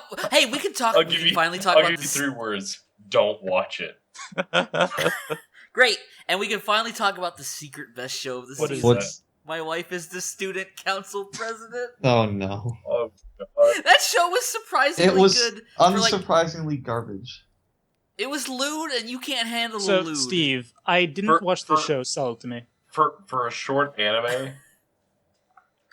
Yeah, because it was like 8 minutes long, or maybe a little maybe, more. Maybe it was roughly not, it, 10 minutes, maybe. Yeah, it was not like one of those 4-minute episodes. But even then, for a show this short, I usually It don't was watch actually really good. I mean, it was like the show was largely around like wacky, risque hijinks. And I really do hate watching shows like that. Yeah, and it's just like if this had been, this is an opposite of what I was talking about before. If this had been like a full series of like 22-minute episodes or whatever, the joke would have probably got old. But it was just like if you like this kind of thing, like fan servicey shows, it's good in moderation. And this was a good example of that. Exactly. It wasn't great. It didn't really try to tell a story. It was just like, here's some wacky fan service, and I enjoyed it. For The what best it part was. of it was the title, which I get no end of enjoyment from. Just because Your wife will never be the student council president. It's perfect for what the show is, which is trash. But let it be known that Funk did not watch it. I watched. Funk, have you ever? I watched one episode. Yeah, Funk, have you ever watched a full series beginning to end that was like a pure fan service show? Yes. Which show? That harem show about the guy who had like the multiple choice power thing. Oh God. I don't think that was I think that was more of a comedy than just a pure fan service show, though. Like there was fan service in it for sure, lot. And I guess I'll give you credit for that. But the reason, like, that was a great show that elevated above, kind of. That was actually going to be my example earlier when we were talking about like good harem shows that don't exactly try to be more than they are. Yeah, that's a great example because it even just in terms of like a pure comedy, it was hilarious. So, I guess I'll give you credit for that. I'm doing a quick once over on my list here, but I typically don't go for just pure fan servicey shows. So you won't be watching Valkyrie. I will not be watching Valkyrie Drive then. I'm gonna give you a couple shows to watch, and you'll give them a shot. They're not gonna be pure fan service shows, but they may have some fan service in them. All right. Well, I know you're watching so little this season. You can give all them a right. shot. You caught me. You got me. I'll check them out. Cannot All right, wait Steve. for this. Steve, make the call. We're already in a call. Oh. Steve, Oh, you mean for like the end of yes, the podcast? sound the death okay. knell. Yeah, we're done here. Everyone's saying Okay, Okay. I said it last time, but Lost in Translation is a faggot, so there we go. God. Jeez. We don't know No, anything about Lost in Translation. He could be a stand-up guy. He's a furry. You know? Did you just call Sofia Coppola a faggot? Can I Podcast say over. goodbye? No.